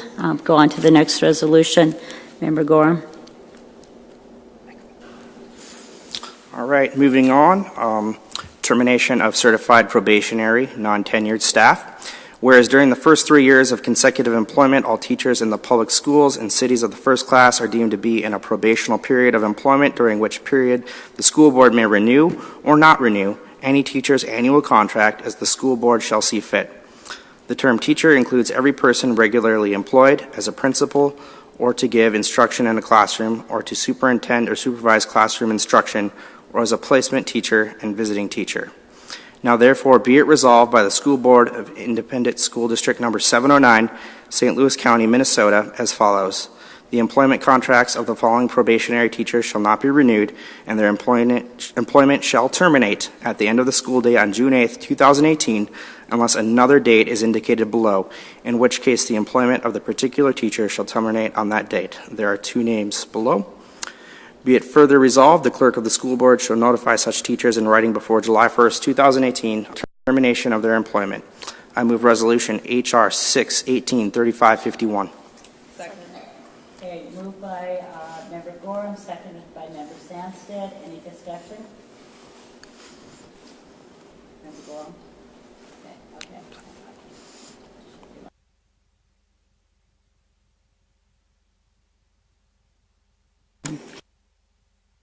All in favor of HR 618-3551, say aye. Aye. Any opposed? Okay, the resolution passes. And then go on to the third resolution. Member Gorham? Yes, we have a resolution for approval of Executive Employees Association Collective Bargaining Agreement. So I'm just going to do a quick overview of what some of the updates are to that contract, and then I will read the resolution. So, there was a change in dates to reflect the time frame of the contract from July 1st, 2017 through June 30th, 2020. There was updates to the vacation schedule. So now people under this contract will receive 25 days of vacation after 20 years of service. There were updates to the language around personal leave, able to take sick days as a personal day. Some modifications to the language around if there's a death in the family, and several modifications to the language surrounding the healthcare savings plan benefit and how that can be utilized.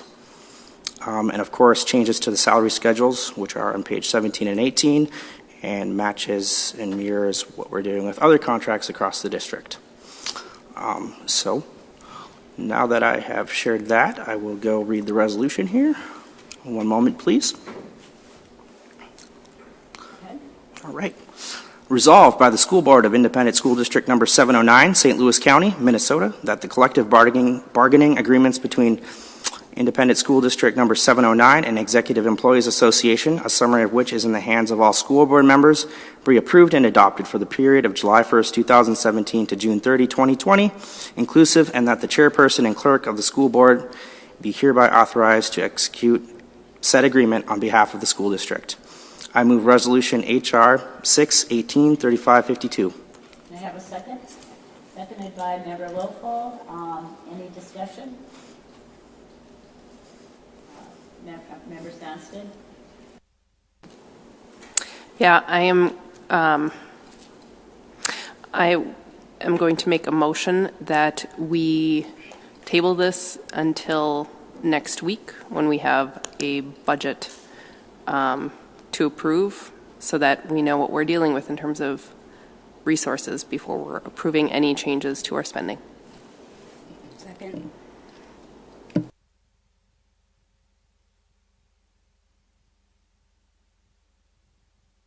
Seconded by Member Oswald, I believe? Lofold? Oh, okay. Any further discussion? Member Trinka? Thank you. Mr. Swirsky, could you give us a brief rundown of the negotiation process and how long it's taken that you have been in with this particular collective bargaining unit?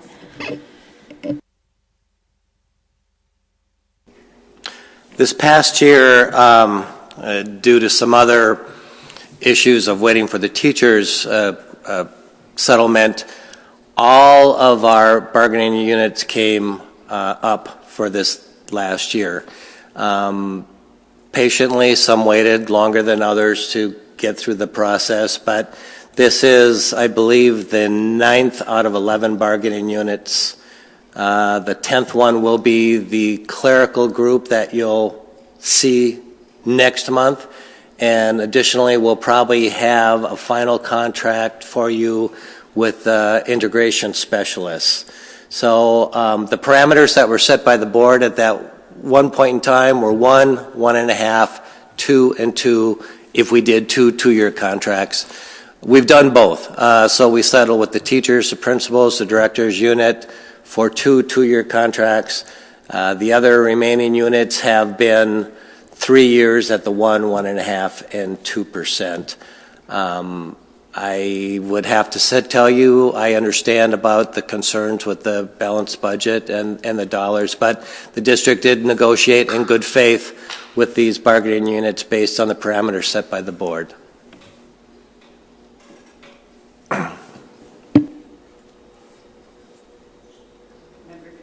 Thank you. Thank you for the reminder of that. And that's I'm glad that you reminded us about that, because I think that had they not been as patient and we would have negotiated this 2 months ago, we probably would not have pushed it for another week. And I would actually like us to work these numbers into the budget that we're going to discuss next week. And so I think it's really important that we that we follow through on our show of good faith to this collective bargaining unit and approve this, and then ask the district to work this into the budget that we'll be discussing next week. So.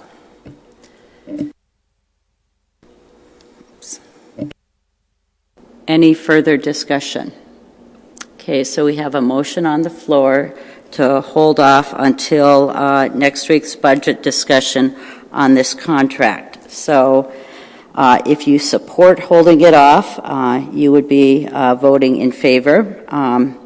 If you oppose it, you would oppose it. So all of those in favor of holding off until we have the budget discussion next week, say aye. Aye.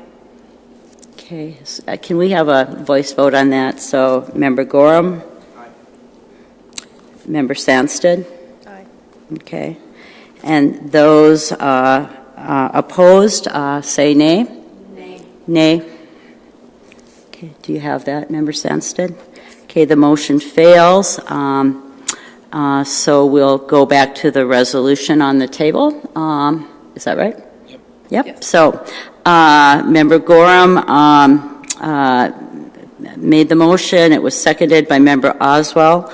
All in favor of approving Resolution HR 618-3552, the collective bargaining agreement for the Executive Employees Association, say aye.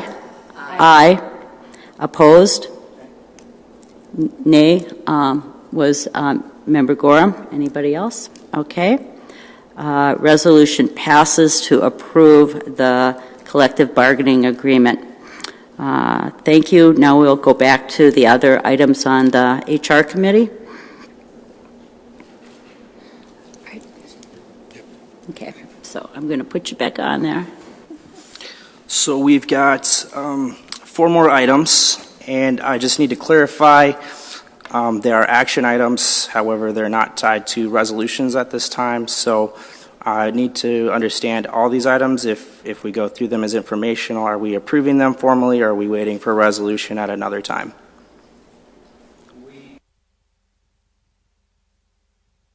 For items D, E, and F, and G, we are looking for approval on those.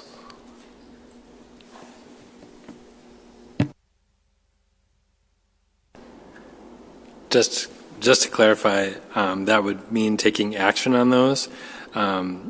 D, I'm sure we'll talk more about. That is,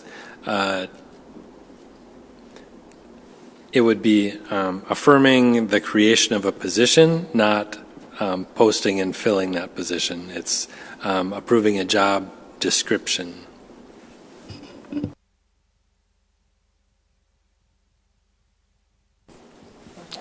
All right, so carrying on with D, this is talking about the principal and special assignment position that was mentioned in some comments earlier today and has been alluded to already. This position would be provide leadership over the corrective action plan related to disproportionate discipline and suspensions from the Minnesota Department of Human Rights. And this position in part was created to match a recommendation from the Minnesota Department of Human Rights. So that is one component of it. It would also involve leadership for implementation of the tool for equity accountability and the educational equity framework, as was already discussed. It is a position that I understand the status of it would be reviewed on an annual basis.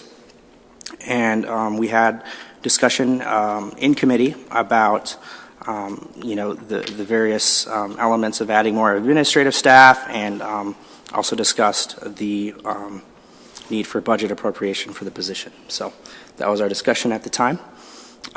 Moving on to the next item, we have a community education non-bargaining unit salary, which consists of 4 individuals who support our community education programs within the school district. And this is really getting those 4 employees on track for a salary raise on par with what we do with our regular bargaining units, if I have that correct, Mr. Swirsky, and I do. That is correct. Thanks.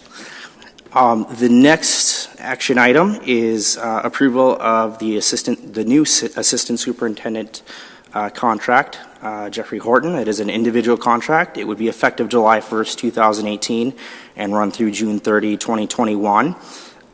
In committee, we discussed how a contract for an individual in this position was determined. That included looking at things such as the individual's previous salary and experience in education. We received some information about how that position is funded in similar school districts, and school districts of various different sizes. So we received that information, and we understand that information was used in the negotiation of this contract, this individual. So I want to say welcome to Mr. Jeffrey Horton, and also farewell to Mrs. Amy Starzecki, who's done a tremendous job. Showed up tonight on her vacation with her daughter. So just point that out. You've been a great asset, and you'll be missed. The next item that we discussed and have discussed in previous meetings revolves around an approval of hourly wage rates for hourly employees. So we visited that conversation again, and this would touch on positions for individuals who work primarily in hourly roles. Sometimes they're substitute roles. The proposal would increase pay for these positions by 1%. The proposal only includes positions that are currently filled on a regular basis. Some of the reasoning for this is to reward those staff who have been in those positions for a while, as well as incentivize people filling those positions, which can be challenging. Moving on to other informational items, had the opportunity to participate in the local Solutions to End Poverty Forum myself, and was a part of a group who discussed some human resources related topics, and among them, I just want to bring back some of what that community shared as some follow-through. One thing that we discussed was, could we provide regular updates on staffing demographics and start to track how our staffing demographics line up with our student demographics as we start to become intentional with programs like Pathways to Teaching to increase really diversity and local representation in our teaching staff. So that was discussed, and it sounds like that's a possible thing for us to do probably annually about December, January. Another thing that we discussed is there's community organizations out there eager to partner with the district on promoting some of our more commonly open positions. It could be a variety of positions, but talked about the value of partnering with community to bring local folks into that conversation to learn about the openings, what would be required to get into those positions in terms of education, and learn more about the application process. So we discussed that. Also informational was discussion of the superintendent review process. So the subcommittee, which consists of Chair Kirby, Member Oswald, and Member Trinka, has been working on that for several months now, and they're getting close to determining exact measurable metrics. Some highlights of what they're looking to evaluate, of what we're looking to evaluate the superintendent on. Number one would be decreasing student suspensions for specified behaviors. Is that correct? Mm-hmm. And I think that would be related to the Human Rights Commission report, so addressing that directly, providing some accountability for that work. And so we'll be looking to add that to the superintendent review process. Also looking at Mr. Gronseth, you might be having Superintendent Gronseth, you might be having a busy summer, I understand, looking to hopefully finish your dissertation. But working there by the summer, that would be pretty intense. Last but not least, utilization of the tool for equity accountability. So again, speaking to some of the speakers tonight and some of the concerns brought up, we are systematically building in accountability to the superintendent to follow through on that. And I think that's huge. And so I'm understanding these measurements, metrics will be tracked and reported on at least twice a year. So thank you, subcommittee, for your work on that. And I look forward to visiting it in the future. And future items include the Education Minnesota Clerical Bargaining Unit negotiation. So we'll have updates at that next month, potentially. And therefore, I move the Human Resources Committee report. Okay, thank you, Member Gorham. Do I have a second? Seconded by Member Sandsted. Trinka, sorry about that. Your light's blinking, Member Sandsted. So when you have a lot of lights on? Yeah, what do I do? Hit this left button. Okay, thank you. And, she comes up. That's who's Okay, next. great.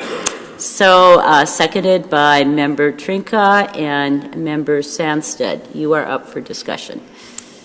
I would like to pull several items. D, E, F, and G. 2D, E, F, and G? Yes. Okay.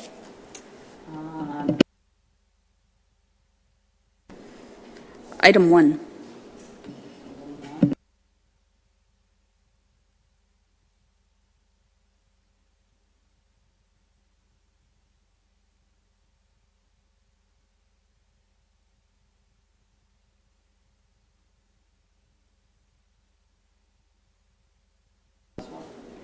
Thank you.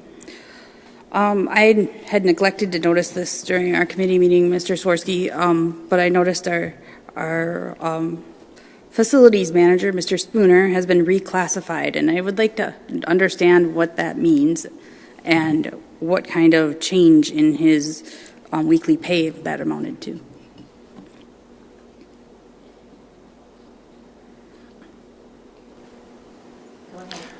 Yeah.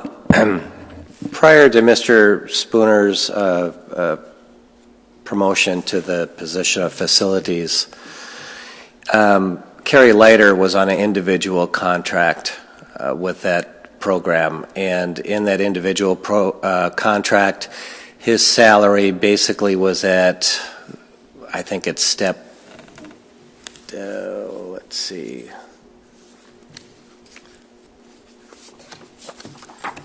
His salary basically mirrored the manager of finance. With Mr. Spooner taking over that position, a number of things were intended to happen. One was to have less responsibilities for some of the insurance liability portions of the district. But the other thing that was overlooked is not only did we promote him to a position, we eliminated the position he was in. And consequently, that work does not really go away. His salary then came in 2 tiers below what Carrie Leiter's were at that time. This reclassification is to bring it in, raise it up one of those tiers to the next tier up. Thank you. Member Sandsted?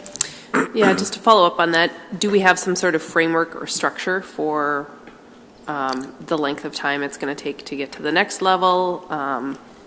How we know that it's appropriate to make this move now to this increase?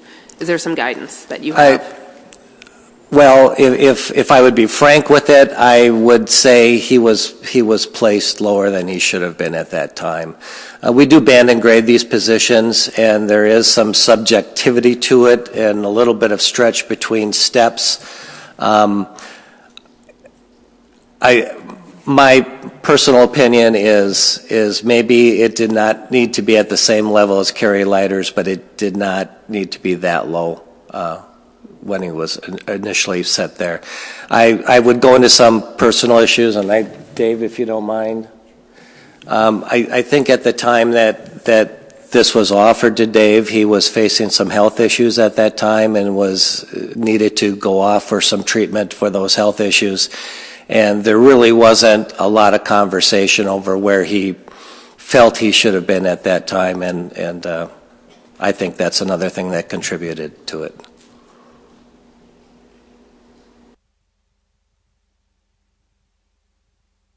Member Sandsted? Yes. Item 2D is the approval of the POSA position description. I'd like to have a separate vote on this from the remainder of the HR committee, and I'll just speak to my vote. I'm going to vote against approving this position at this point. Certainly we have no idea whether or not we have the funds for it, but as expressed eloquently by the equity group, we don't have the rationale to know that it will be effective, and we haven't involved the appropriate folks in developing this proposal. It, in fact, just essentially, I don't think that there have been teachers involved in this discussion. I'm not sure that the principals have been involved in this discussion, and certainly the community hasn't been involved in this discussion on how to address our discipline disparities. And so it does not seem appropriate for us to adopt a solution that would include a large expenditure for at least a year without any review or accountability, and just hope it works. So I'm asking for a separate vote, and I'm going to oppose this. Member Trinka? Member Trinka. Thank you. Yeah, I want to echo what Member Sandsted's comments. I think we had a really good conversation about this at the HR committee meeting. It's not that we don't believe that there need to be concerted efforts put into a position similar to this, but I would agree that I don't think the level of due diligence has been done that is required of a position that carries that amount of weight within our community. I also have some concerns about why it needs to be a principal level position and we can't engage teachers or other staff from within the district, and so I would support Member Stansted's motion to have a separate vote on this, and I also will not be supporting it. Member Oswald? I also am not going to support it, mainly because I disagree with the use of comp ed funds on funding this position. I also am not convinced that the job description and the purpose of the job will clearly separate the roles of what the Department of Human Rights needs us to do and the equity work that it's trying to pair up. I do agree with the tool for equity accountability that was read by Doris is very pointed in that I think there's concern there that it's not clean enough yet. It's one of those kind of icky answers that I was anticipating encountering in it, and I think we need to be able to answer this position if it does get created in a different light, with better answers to that accountability tool. And thank you for taking the time to figure that out. I also had a question at the committee level that has not been answered yet, in that how much money do we have in district-wide comp ed funds?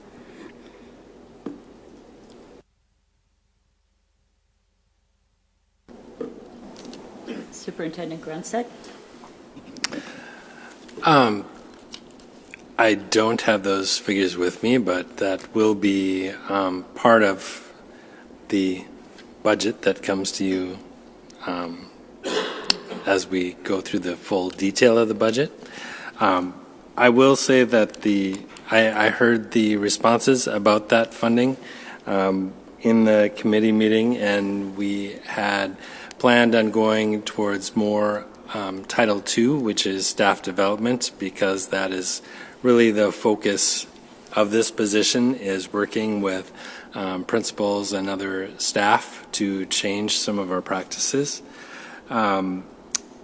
It's part of that position is the community engagement. One of the duties is the facilitation of a community group around this work, and so it's part of what they do is that whole community engagement piece. It's part of our plan with the Department of Human Rights, is that there is a development of a community group that leads this work and helps to guide this work and really review the data as well. And so as we're looking at the description in our plan of what needs to be done with staff development, with coaching and mentoring other principals, with engaging community members, and I look at the staff that we have in place and know that these would all be additional tasks. I'm hard pressed to add it to people's job duties because they're already very engaged in work that they're doing.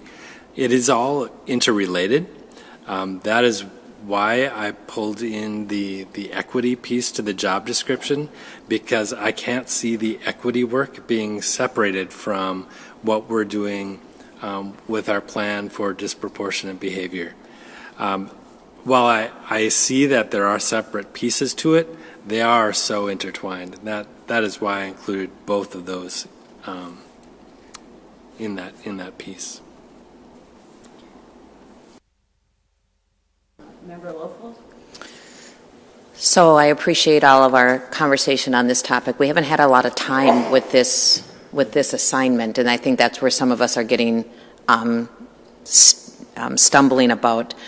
I want to remind us, though, that part of this is that we are creating a position, but we're not filling it, and we're not saying to the administration that we will fill it. My fear is that we will lose this idea or this position if we don't make it at least starting steps. And I guess I see this with, I do appreciate Doris's ability to work through the tool, and I think we can still do that if we put this position in place. But if we see the budget and if we see that it's not workable this year, that was my comment at the committee meeting, is see what we can accomplish and monitor. But my fear is that we might also lose, if we don't consider this position, and I'm certainly agreeing with all of our concerns here, I am. I'm just sharing another point of view from my perceptions in a classroom and in a school building, is that my fear is that we might pay very dearly if we don't have this position, because what gets monitored gets done, and I'm afraid that our human rights position and our ability to create data and have accurate reporting so that we can go forward with what we've committed to as far as reducing disproportionate suspensions. If we don't have someone monitoring that, I fear that we will get nowhere, and we will then be again on a list of 43 schools that our Human Rights Commission is looking at. And then perception-wise, in our district and with our equity committees, we are going to then not be held accountable. I'm not saying we should fill it necessarily until we see a budget, until we see more discussion on it, but I'm afraid if we don't at least vote this as a position, again, I feel that we ask a lot of our leadership. I see it in our buildings. We're supposed to fill out forms as teachers when behaviors happen, but if no one's collecting the data, then it doesn't give me any incentive to follow through with what I'm supposed to do. And if we don't have someone in this position doing this vital work, I feel, in a way, we are not living up to our comp ed money. And using some comp ed, I think we can have a further discussion on that with more details and caution how we're using that money. But I think it's within the boundaries of what we want, because this position is going, and then we're going to hold this position to accountability. We'll have a great deal of ability to hold I don't even know if I'd want this job as a principal on special assignment, because this is a lot of work in uncharted territory. But we are in uncharted territory, and I don't think we have the staff to maintain what we're asking them to do unless we give them help. That's my experience from the educational side. So I would actually support the position and then really hold us to following the tool to see where it all fits, because it fits in a number of them. And I somewhat think if our community, our community groups could listen to more of this discussion, they would see that it does follow that if we did it. But. Thank you, Member Lofold. Member Oswald? Thank you. I'm voting against this job description. I don't think it needs to be a principal. I don't think it needs to be that high of an administrative position. We're administration heavy. We spend a lot of money on administration. We need more teachers. This position doesn't have to look like this, and I'm asking that it be reworked somehow, because yes, we do need somebody to be in charge of this human rights stuff. We need to change it, and it needs to be focused on by somebody. My question is in the who and how we pay for it and how it gets done. That's it. And I expect to have a different person be able to apply for this other than a POSA. Superintendent Grunstedt, go ahead. I just wanted to give some of the reasoning why it was a principal on special assignment specifically. And it really has to do with who the person is going to be working with. Our teachers take leadership roles in a lot of different ways in our curriculum area and in some of our continuous improvement teams, and they are out in front and leading the drive in many ways. For a teacher to step in front of a room full of principals and lead them in this work and change the systems of their buildings and change the way that they're looking at students and behaviors and what's going on in classrooms, it really needs to be someone who is at least at the same level administratively. We do have teachers on special assignment who do some of this work. Our climate coordinator is a teacher on special assignment. William Howes is a coordinator, which isn't quite at the principal level, and also does this work. While both of them are very effective and very good at the work that they do in engaging staff and engaging administrators, many teachers on special assignment, whether they're in curriculum, whether they're working with harassment or equity, often come to me and say, you know, I don't feel like I'm making the progress I could because I don't have the authority to tell these positions what to do. And not that it should. You know, I often say, well, how about if I stand right next to you and I say, here's what we're doing, here's the direction we're going, and we're going to now listen to this teacher leader who's leading the way. It's still a challenge, and that's why I felt strongly that it be an administrative position, at least at this point, to lead the way for our district staff and for our administrators. Member Gorham? I appreciate the idea of putting someone in a place to lead these efforts. I understand the reasoning for that. I think that concept in itself is important. I'm going to go back to the resolution that we just approved. It means we're making a systems change, and part of that systems change is engaging our community and working with our community on the solutions. And we said sometimes that's going to be painful. It might slow us down a little bit, but I'm convinced it will get us to better outcomes. And I feel very strongly that we need to, right now, stand by that resolution. That's my feeling on it. I do think that, while I respect your perspective, Superintendent, I do think that the scope of work may not require a principal. I think there are particularly skilled and gifted leaders out there.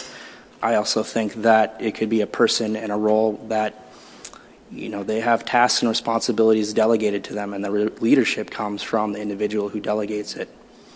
And I think that is something we need to think about as we have conversations with our community.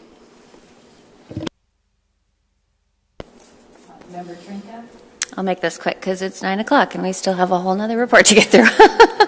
I would echo everything that Josh said. And the other piece, to your point, Member Lofeld, I really respect that your perspective on wanting to approve this, because we did discuss we can approve it but not authorize a hiring.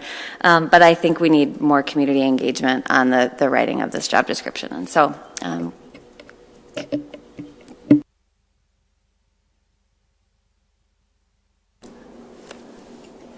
Okay, so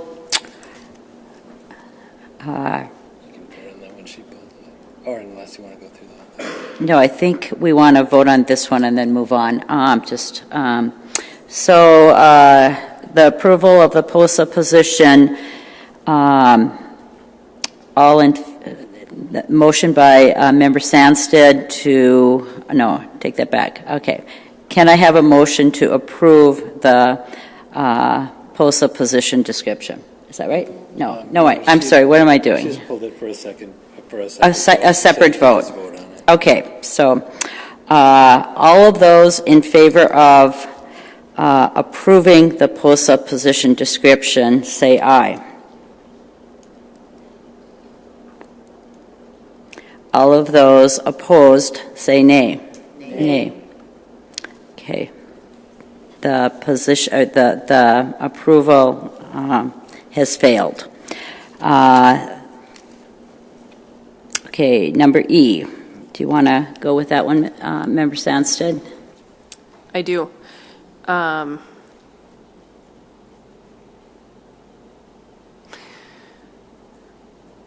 This is the, I'm going to make the same request that I did of the other collective bargaining unit, that we table this. I'm going to make a motion to table this till we have a budget next week.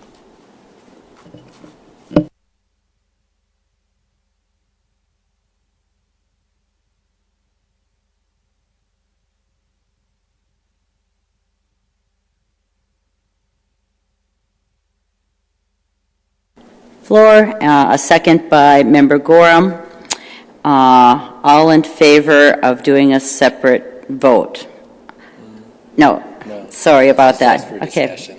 Can we have discussion on this? Sorry about that. Motion to table. Okay. Okay.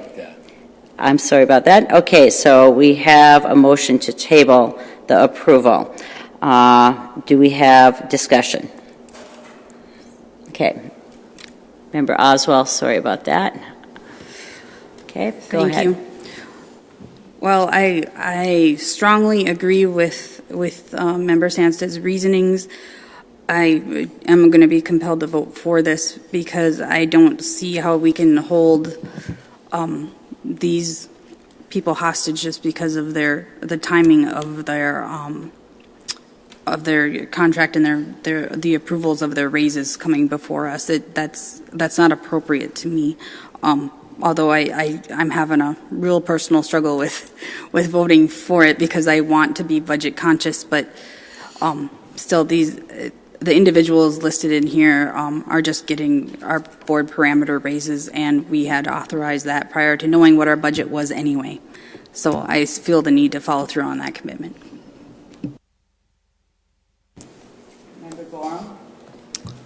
So I think on the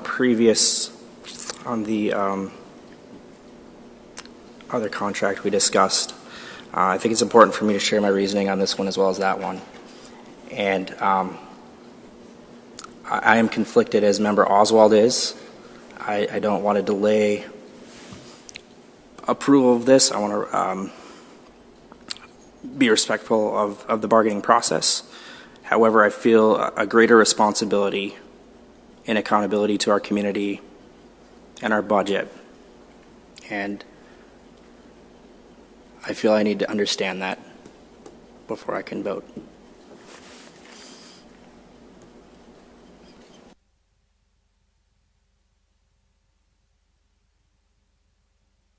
Member Loeffel?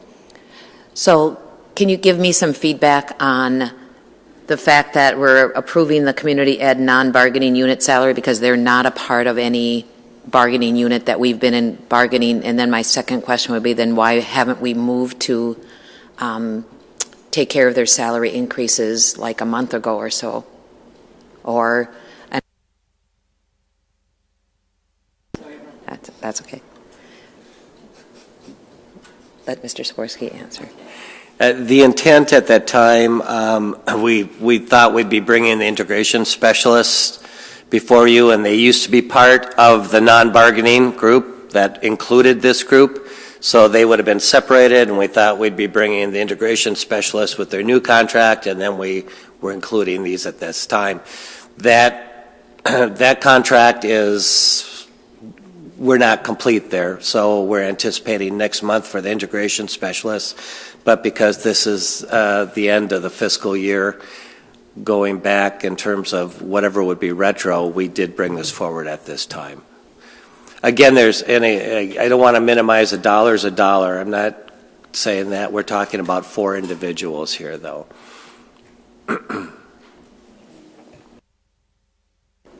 Member Loeffel? So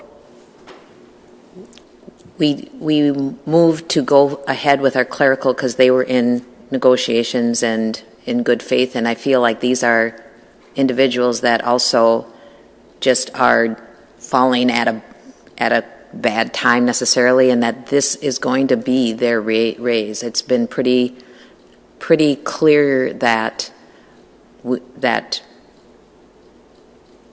we've given raises to our individuals very similar to these employees at that rate of 1.5, and 2.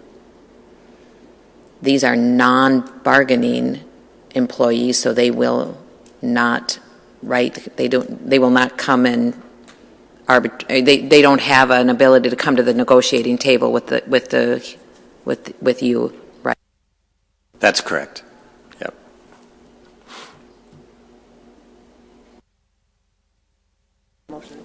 Right. The vote is the approval of, the vote is on the motion to table approving the community education non-bargaining unit. So those of you who are in favor of tabling this approval, say aye. Aye. Those opposed, say nay. Nay. Do you have that recorded, Member Sandstedt, or do you? Yes. Okay, great. Thank you. So let's go back to the approval of the community education non-bargaining unit salary. All of those in favor of approving this, say aye. Aye.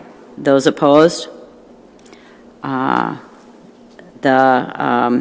It's approved, and do you have that recorded? Okay, thank you. The next one is F, and Member Sandstedt. Comments about that? I'm going to be a broken record here, and I'm going to move to postpone the approval of the new contract for Mr. Horton, our assistant superintendent, until next week when we have a budget. Second. Moved by Member Sandstedt to postpone, seconded by Member Gorham. Discussion? Okay, Member Trinka? I have a couple of questions about what that impact could possibly be, because he is moving here, has moved, so he is in Duluth. And so that's a concern. Would we potentially have the option, depending on how the discussions go next week, to augment some of the pieces of the contract, or we have to do a full up vote or full down vote on the contract? Like, we can't redline anything? Again, as we've worked towards this contract, and as we discussed at the committee meeting, the components of it,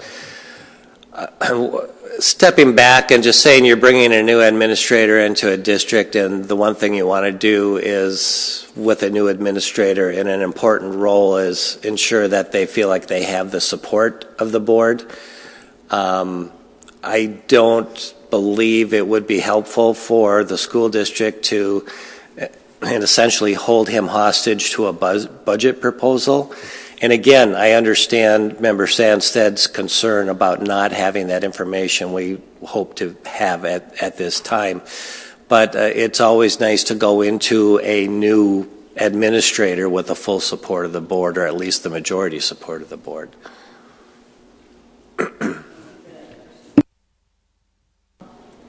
Thank you. I voiced concern about one line in Mr. Horton's contract that we have learned was requested prior and denied, and our previous employee, and now is being given to offered to our new employee. Not that I would have supported it in the past, but I am definitely not going to support it now. I would like to have an extra month to reconsider my thoughts and to have more discussion about it, and so I'll be voting in favor of Member Sandstedt's motion, because I did plan on voting this down otherwise if I have to vote on it straight up, because getting $3,000 annually after you complete your coursework for continuing education is not something we have done before, and I don't think our community embraces that.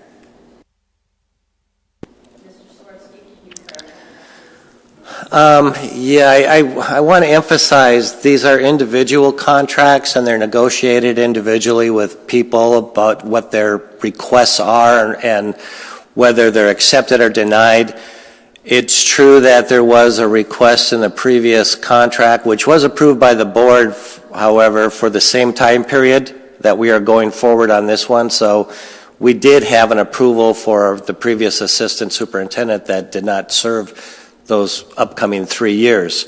However, the negotiations between the individuals they're totally separate. They were done under, I guess, different conditions in terms of it's not why one got one and one didn't get one. It was how important it might have been to one versus the other and how much one was asking. When we talk about negotiations, somebody may ask for X, and we say, no, you can't have X, and they say, well, if we can't go all the way to X, can we do the one right before X? And then we might say, yeah, that's probably doable. In your other situation, that never happened. There was just one round where we said, can we do this? And we said, no, that's a little bit too rich, and then it was done. With this individual, there was a lot of back and forth, a lot of communications on what the needs were, how they were going to use it, how they wanted to use it, and why it was important to them. The contract itself, in comparison to the previous, it has a lower base than the previous contract would have started at for this next year. And it's not what I would say overly rich compared to the other one, and it's not unusual for other educational administration looking to supplement their education. Thank you, Mr. Swartzky. Superintendent Gronsett. Thank you. I think I wanted to talk more about the process piece. This was a large interview team that was representative of the community, involved community members, principals, teachers, clericals. There were many candidates who applied for this position. Mr. Horton came to us as part of that process, and when he was being offered this position, was also offered 2 other positions. And he was the unanimous choice of the committee. We felt strongly that he be put in the position, and the negotiation process got us to where the contract that you see in front of you. The experiences that I've had with Mr. Horton so far, his engagement with staff, his engagement with community members. I know yesterday he traveled to Sartell with our Denfeld team. He's spent a lot of time in our district already and has the support of everyone that has met him this far. And I would hope that we would be welcoming him to the district with unanimous support of his contract and moving forward.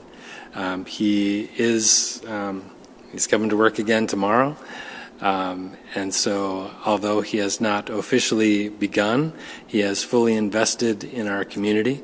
He's moved his family here already, and is looking forward to a long tenure in Duluth. I think that's all I have to say about that right now. Thank you. Lieutenant Gronsett. Member Lofel. I also was going to echo a lot of what Superintendent Gronseth said in just welcoming him. He's here. We have made the contract available, and I believe that as a school board, we just really have to embrace our new employees and know that they're going to do a great job for us, and the budget that we are working on is going to reflect this contract. And if that means we don't get the principal on special assignment, then we don't get the principal on special assignment. If that means that there's another tweak here or there, but we've already placed this contract into our budget, and it will reflect when we work. I can't share with you enough the importance of our commitment to this employee and to our community. And again, I trust our Human Resource Director, Tim, and his negotiations, and that I understand individual negotiations, and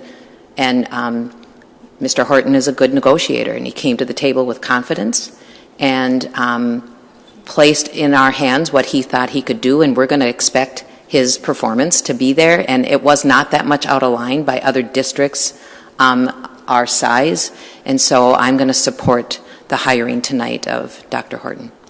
Mr. Horton, not Dr. Okay. Member Sandsted?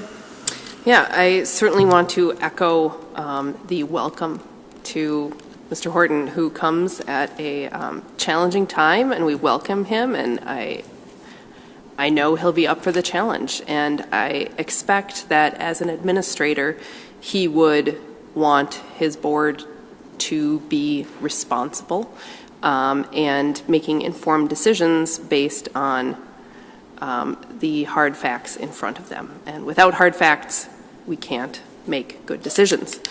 I do want to say I commend the selection process for selecting Mr. Horton. We had some feedback requesting community members' participation, and that happened. There was a diverse, large committee that selected Mr. Horton. I do want to clarify that a statement about base salary being lower for this year is true, but omits the fact that it's a higher base salary than other starting salaries in comparable positions historically in the district. And my question, Mr. Swirsky, is precisely who is, once the selection process has happened and the committee recommends someone and you engage in negotiation, who specifically in the district is responsible for that negotiation that led to the terms of this contract? Yeah, typically I will lead that with feedback from the superintendent, and then I'm kind of the go-between in terms of what we feel we're able to offer and what they're asking for, and then I will run that information past the superintendent, I will give my opinion. Do I think we should be going that route or not going that route? But, ultimately it's kind of a give and take.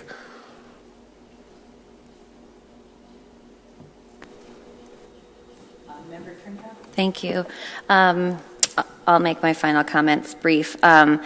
Yeah, I think we're really excited to have Mr. Horton joining, and I've heard really great things about him. I think what this underscores is we're currently in the middle of a perfect storm of needing to pass things with very short lead time and not having our numbers to be certain of. So I would like us to, because we're frequently in this position where we're having to pass something within 3 or 4 days because otherwise it'll expire within 3 or 4 days.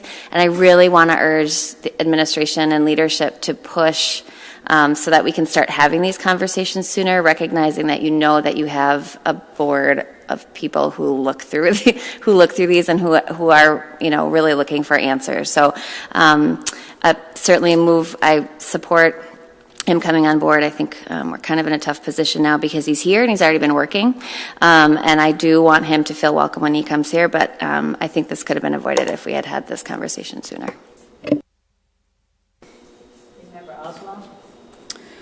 I want to highly stress that my concern about a contract is over $3,000. It's not about a person. I am not responsible for him coming and starting already. I am not responsible for, that negotiation of allowance. I'm asked to approve a contract or not based on fiscal management, and I'm here saying I need more time to be convinced that $3,000 is justified. I'm not convinced right now, and I would rather take another month and learn why $3,000 is okay and make sure that my community finds it okay than to vote it down right now. That is unacceptable. I want to be on board with him. I want him to know that I am so thankful he is here and ready to work. But I know that the people that have engaged me have a problem with that $3,000 that is in the contract. Superintendent Grunstead? Waiting another month puts this about a month beyond his start date. Member Sandsted? Just to clarify, the motion is to table it to next week at the budget discussion. Okay. There's a motion on the table to move to postpone the assistant superintendent contract. It was made by Member Sandsted. It was seconded by Member Gorham. All those in favor of moving to postpone, say aye. Aye. Could I have a voice vote on that, please? Okay, Member Gorham, Member Oswald, Member Sandsted. Those opposed to postponing, say nay. Nay. Okay. So, it's a tied, so it failed. Okay. So now we will go back to the vote on the approval of the assistant superintendent's individual contract. And, whoop, let me see here. So all those in favor of, oh, excuse me. Did we have a second on this one? Sorry. No. Okay, so it was. It's not a separate vote. So okay, it's okay. Part of the whole. So could we have discussion? And I just want to reiterate that I'm voting no, like I just said, but it's not a statement about him, and I welcome him to the district with open arms and happiness.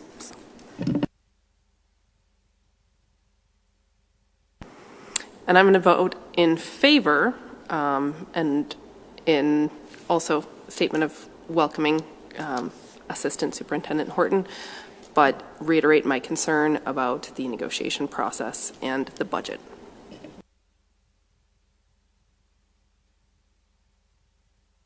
To vote on the approval. No, you. Wait. I'm sorry. So where am I? Just the next agenda item. Oh, okay. So we're not going to do. Okay, got it. Okay. Did you pull that? I don't think you pulled it. You pulled G2. And requested. You pulled it, but I don't think you did it. You didn't do a motion yet. I do know that. She's waiting for. Okay. I thought I had requested a separate vote on F. Did I not? Yet. You hadn't yet. Okay. I think you did. Just the motion to table? All right. No, you asked for D to be a separate vote. Okay. So then we're on 2G. Right. Okay. I'm going to move to table this one as another impact on the budget to Member Oswald, do you have a preference between next week and next month? It's your call, it's your vote. Next month, because I'm tired.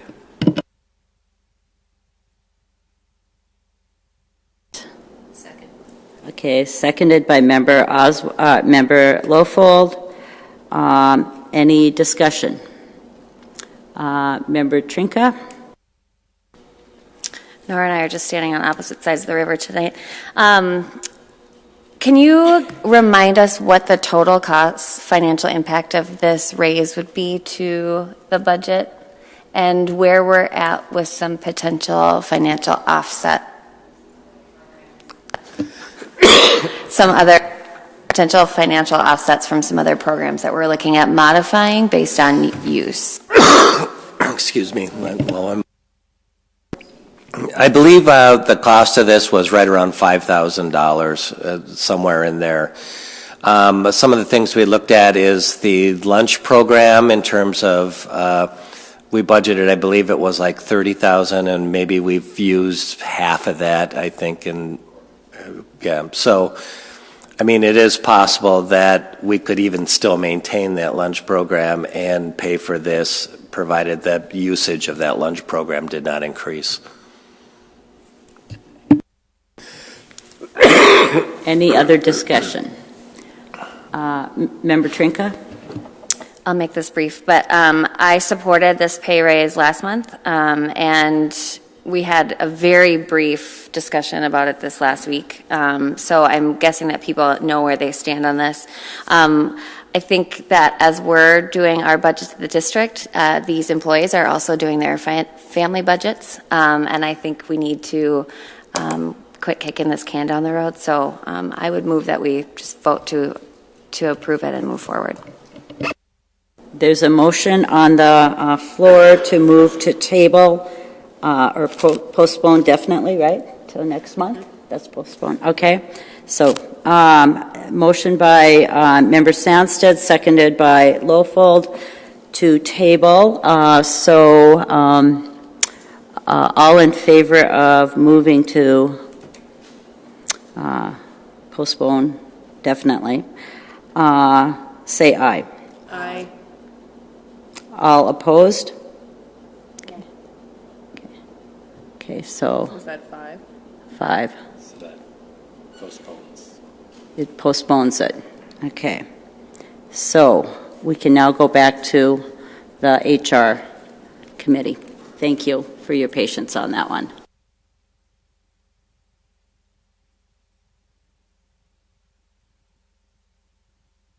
The final. Okay. I just wasn't sure if there was anything else. Okay. So, Mike? Member Gorham has Mike. made a motion. Excuse me. Member Gorham has made a motion to move the HR committee. Do I have a second? Member Trinka, second. Okay, I don't remember that. It was so long ago. Member Trinka seconded it. All in favor of the HR committee? Aye. Anyone opposed? Okay, it all passes unanimously. So we are now moving on to the business committee, and I know it's late, but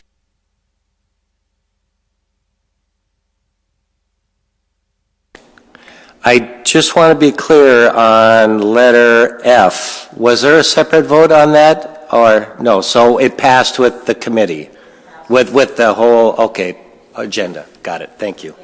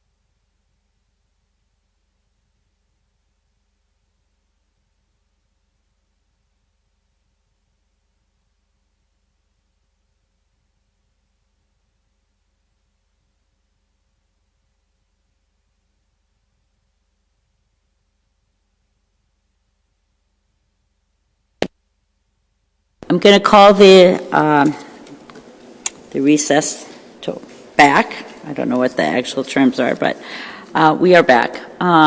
So we are going to begin with the Business Committee and Member Trinka.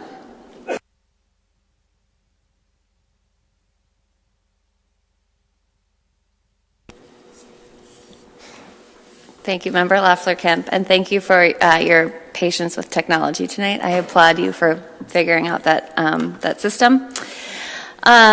So this month's Business Committee meeting included, of course, another jam-packed agenda for the committee to review. I think we clocked in just under 500 pages this month.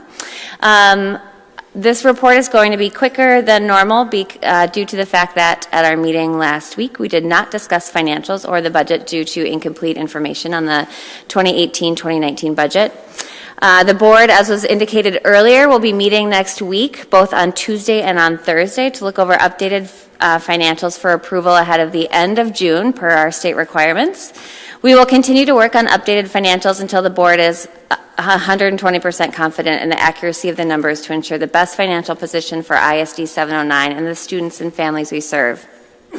We, of course, are held to a high standard of financial stewardship for the expenditures of taxpayer dollars, and we owe it to our students and our community to put our best foot forward. We also owe it to our community to be honest and transparent about our progress on this large effort and critical responsibility of board members. Personally, I'm feeling very positive about the steps that the district has taken to ensure that we will be able to hopefully pass a budget ahead of the end of the month with the opportunity to revisit efforts in the months to come. So with that, I will essentially skip over the financial report as it was not discussed. Member Trinka, just hang on 1 minute. Sorry. I don't mean to interrupt. The monthly financial report is in here, and we did go over the monthly. It was just the budget that wasn't discussed, and that's an item farther down.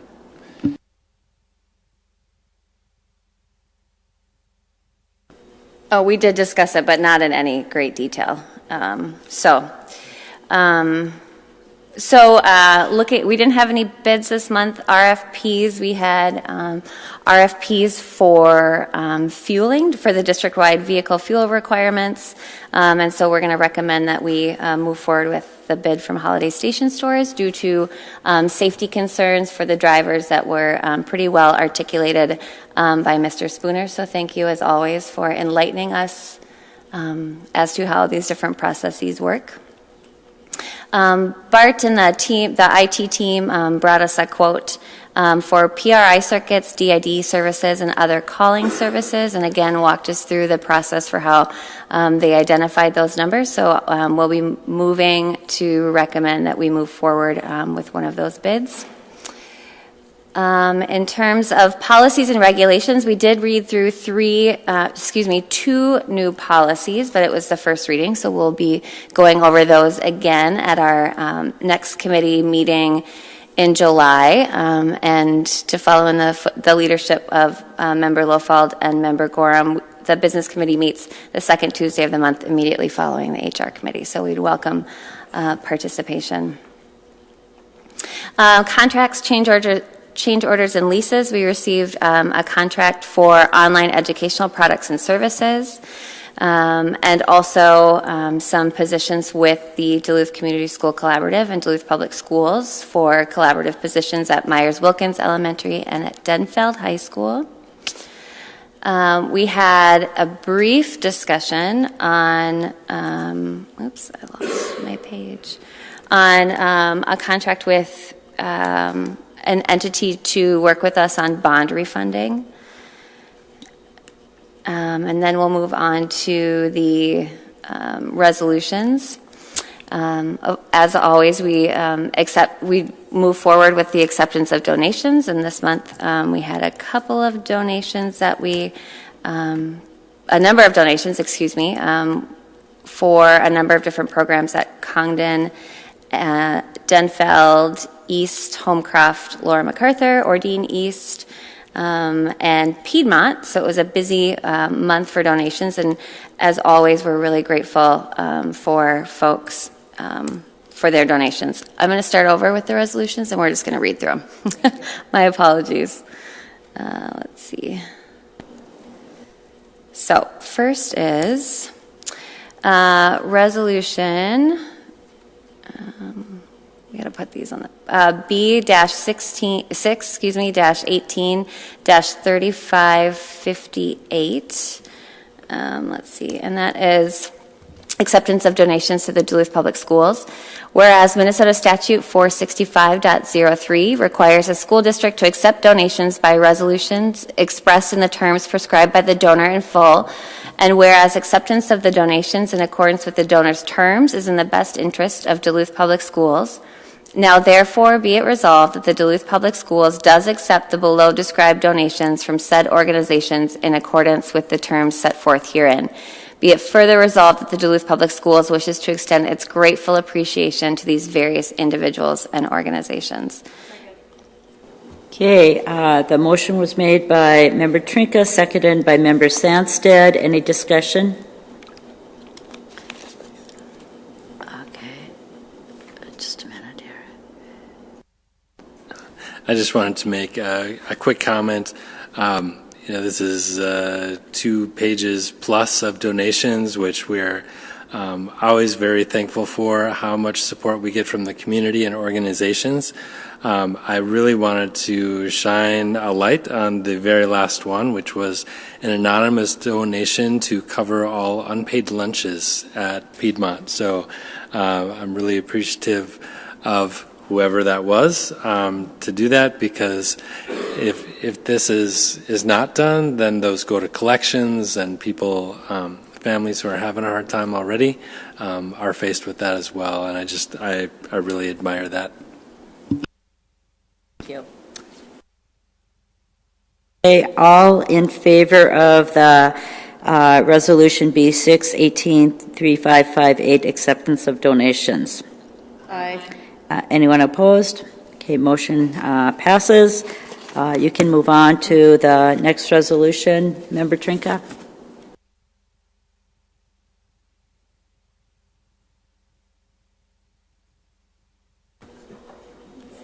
Thank you. So this is, I'll move resolution B-6-18-3559, lead in school drinking water. Whereas the state of Minnesota enacted MS 121A.335 in 2017, directing that Minnesota school districts establish plans to test for the presence of lead in drinking water by July 1st, 2018. And whereas MS 121A.335 further provides that the Commissioners of Health and Education are to jointly develop a model plan as guidance for school districts based on the standards established by the United States Environmental Protection Agency. And whereas district administration has developed a lead in water plan which fulfills the requirements of MS 121A.335 and follows the guidance of the Minnesota Department of Health / Minnesota Department of Education, reducing lead in drinking water, technical guidance, and model plan document. Now, therefore, be it resolved that the school board approves the attached proposed lead in water plan. Moved by Member Trinka, seconded by Member Sandstead. Any discussion? Okay, all those in favor of resolution B6-18-3559, lead and water, say aye. Aye. Any opposed? Motion carries, resolution carries. Could you go to the next one? Yes. Member Trinka? I'll move resolution B-6-18-3560, granting permanent easement to the City of Duluth for street and utility purposes over real property. Whereas Independent School District number 709 is the owner of the property in St. Louis County, Minnesota, legally described as, do I need to read this whole thing? Okay, legally described below. Whereas the City of Duluth wishes to obtain a permanent, perpetual, and exclusive easement for the street and utility purposes over the property for the benefit of the property at the cost of $1 to the city. And whereas the exact legal description of the permanent, perpetual, and exclusive easement is described in the attached agreement, including exhibit attached attached thereto. Now therefore be it resolved by the School Board of Independent School District Number 709, St. Louis County, State of Minnesota, that the permanent, perpetual, and exclusive easement for the street and utility purposes to the City of Duluth as described on the attached agreement and exhibit are hereby approved. And be it further resolved that the school board authorizes the school board chair to execute the easement agreements. Moved by Member Trinka, seconded by Member Local. Any further discussion? All in favor of Resolution B6-18-3560, say aye. Aye. Opposed? The motion passes. Resolution passes. Move on to the next one. Yes, I move Resolution B-6-18-3561, granting permanent easement to the City of Duluth for street and utility purposes over real property. Whereas Independent School District Number 709 is the owner of the property in St. Louis County, Minnesota, legally described below. Whereas the City of Duluth wishes to obtain a permanent, perpetual, and exclusive easement for street and utility purposes over the property for the benefit of the property at the cost of $1 to the city, and whereas the exact legal description of the permanent, perpetual, and exclusive easement is described in the attached agreement, including exhibit attached thereto, now therefore be it resolved by the School Board of Independent School District Number 709, St. Louis County, State of Minnesota, that the permanent, perpetual, and exclusive easement for street and utility purposes to the City of Duluth, as described in the attached agreement and exhibit, are hereby approved. And be it further resolved that the school board authorizes the school board chair to execute the easement agreements. Motion, Member Trinka made the motion, seconded by Member Sandsted. Any discussion? Okay, all those in favor of Resolution B6-18-3561, say aye. Aye. Anyone opposed? Okay, motion passes. Can we move on to E? Mike. Sorry. Okay, motion passes. Member Trinka made the motion, seconded by Sandsted, and again, it was Resolution B6-18-3561. It passed unanimously. Now go on to E. Okay, so now we're at Resolution B-6-18-3562. Yeah, what do I read? Okay, all right. This is a long one. 2018-2019 resolution for membership in the Minnesota State High School League. Resolved that the governing board of School District Number 709, County of St. Louis, State of Minnesota, delegates the control, supervision, and regulation of interscholastic athletic and fine art events, referred to in Minnesota Statute Section 128C.01, to the Minnesota State High School League, and hereby certifies to the State Commissioner of Education as provided for by Minnesota statutes. Further resolved that the high schools listed below, Duluth East High School and Duluth Denfeld High School, are authorized by this governing body of said school districts.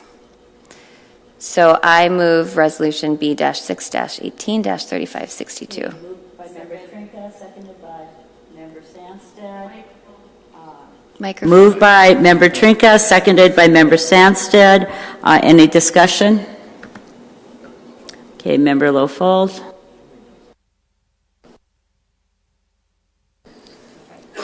I'm concerned that our documents, before it gets official to the Minnesota State High School League, does not list our activity of debate. So it lists boys and girls sports, our music, and then it says speech, but we also have a debate program that needs authorization to be a part of the Minnesota State High School League. So I just want the people responsible for this form to add debate to both Denfeld and East, so that we will be a part of the Minnesota State High School League. Thank you. Thank you for that comment. Superintendent Grunstedt? It was also pointed out that on page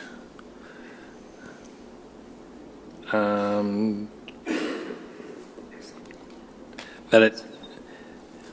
was a page that's supposed to say Denfeld and East. Oh, there it is. It's on page 282. it says, please complete and return this form with your school, one high school for each form. And so it says East, and is there a second page for Denfeld? Okay, thank you. Thank you. Thank you for clarifying that. So that was Okay. added. Okay, any other discussion? Okay, so it's been moved by Member Trinka, seconded by Member Sandsted. B6 18 3562, the Minnesota State High School League. All those in favor say aye. Aye. Those opposed? Okay, it passes unanimously. Now you can go to F. Thank you. So I'll move for the purposes of discussion, Resolution B-6-18-3563, converting voter-approved referendum authority to a board-approved referendum authority. Be it resolved by the School Board of Independent School District Number 709, State of Minnesota, as follows. Number 1, current authority.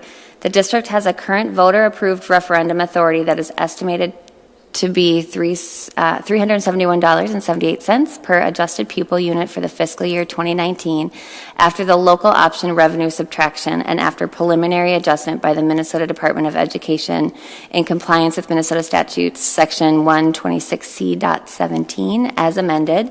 Number 2, conversion of referendum authority.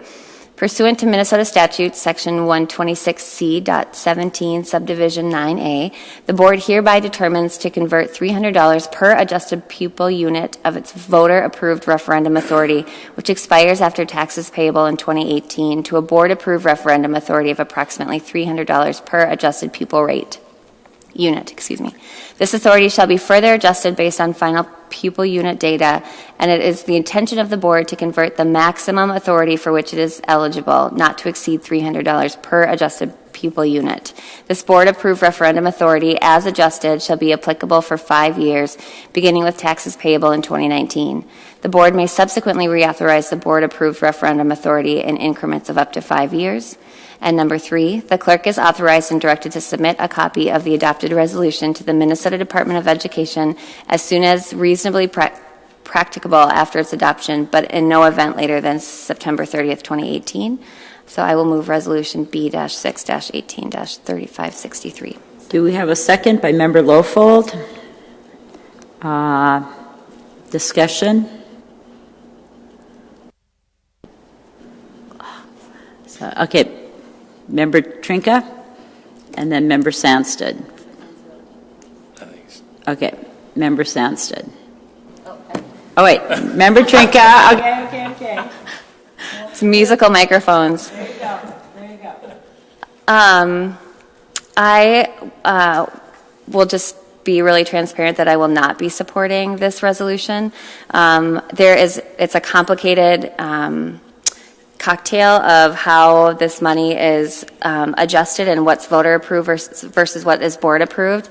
And I don't think that we have enough information I don't have enough information at this point for me to make this decision. I have not had enough time to talk with voters in the district, and I have some more information gathering to do, so I will not be supporting this resolution. Member Sandsted? Member Sandsted, okay. Thank you.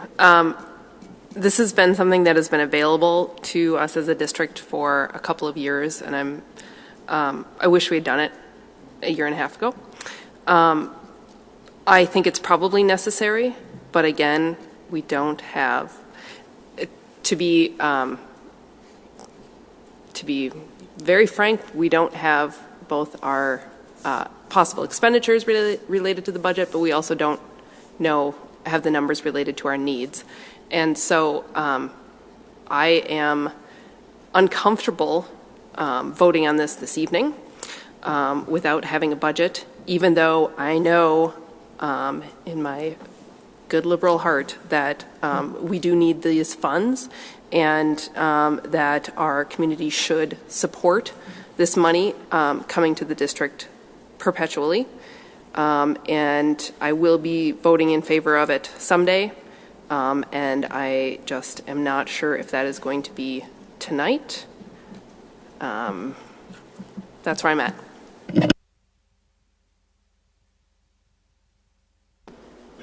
Member Lofold? I'm going to be voting in favor of this because I really truly believe that even without a budget, we have neglected using this money. And for my longtime connection to our school district, for the life of me, I don't understand why we haven't, other than we have been burned and we see it in our community and we see hostility when we suggest that we aren't going to go to the voters. So I'm going to tell you to be bold and courageous because this money is desperately needed. And this is my opinion, and I'm certainly no expert, and that's what's kind of scary about always being on a board, but I'm going to share from my experience. We have not levied this money like we should have. So our technology plan that we want, we might be getting closer to it if we would have used levy money earlier in our career. At least this is my random rant. We have lost out year after year after year because this money is open for our use, but we have been afraid that our community backlash and name calling is going to deter us, and it has put our district in jeopardy of all kinds of issues. And I don't think, you might not say, I wonder if there's a deadline. Do we have to vote on it tonight? Because if we don't, we miss the opportunity for the levy. But really, even in conversation with leadership in our district, being involved in our district, it's like leaving money on the table. Would you leave money, if you were open to negotiate in your household budget for money that is there available for you, all you have to do is fill out a form or say yes? Would you leave it on the table when you know your family needs that money? So I'm saying we need to approve this even, I know that going to the voters versus board approval, and many of our districts across the state, it's board approved. Superintendent Grunset? Thank you for that. I want to remind everyone that this is not an increase in funding. This isn't a change in anyone's taxes. It wouldn't change what anyone is paying. It is just within our current levy that we have, the referendum that we have. And it was granted by the legislature a couple of years back that you could make your current levy into board approved so that it would stay in place as you went forward. So while it doesn't give us more funding, it ensures that more of our funding stays in place in case we currently have $795.78 per pupil levy amount. 424 of it is put in place by the legislature. During this last legislative session, it was on the bill that was on the governor's desk that would take that 300 and combine it with the 424 for a total of 724. So in my heart, I believe and I know that this is what our legislators intended to have in place. When they did this, they did it as two separate pieces. I know they wished it was one piece. And so I think doing this puts in place what our legislators, and I know our local legislators fought hard for it, to have us use this authority, much like the city and county does. What it does is $795.78 is our current amount. It guarantees that we would be at $724 going into the future. So I just wanted to make that clarification on there. Thank you for clarifying that. Member Gorham? One of the roles of a school board member is to be an advocate for the public education system. To put it at chance that we don't sustain our current funding, I think is a huge mistake. We've heard from many different people about many different issues, whether it be school safety, classroom sizes, different staff capacities, discipline disparities, achievement gaps. I could go on. We have many challenges. If we lose that funding, we stand the chance of having a very challenging job to educate 8,000 students adequately and with equity. We would have a very difficult time keeping up with the contracts we've already approved and perhaps would like to approve. There's no way I have to support this. Thank you, Member Gorham. Member Oswald. I have a couple clarifying questions. This money would begin to be collected, is it for fiscal year 19 or at the start of 2019?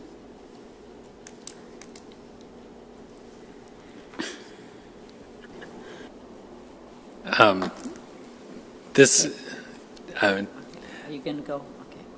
Okay. Sure. In answer to your question, and you can turn Mrs. Blaylock's on to it, that's fine. In answer to your question, this money technically is already being collected as part of our levy. What it's doing is transferring it, and that would start for FY 20 is collected in 19, pays 20. So it would technically start in January.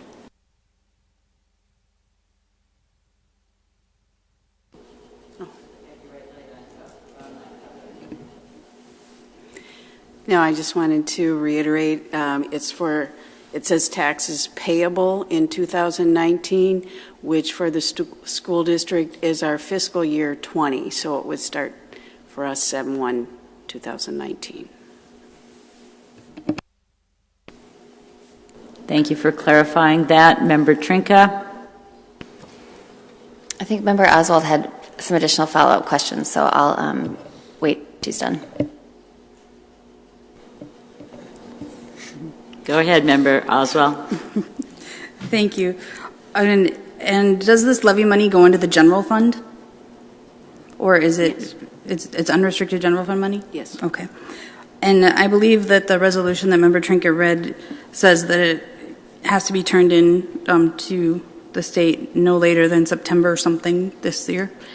So I am going to propose that we postpone this a month so that when we get our budget, we can prove that we need it and we need to maintain it. That we can show the community that we count on this $724 and this is what it's buying them.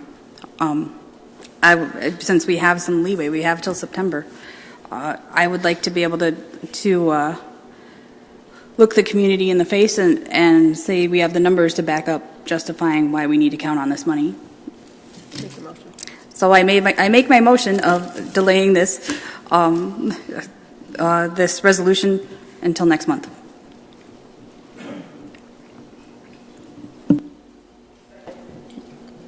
Just a minute.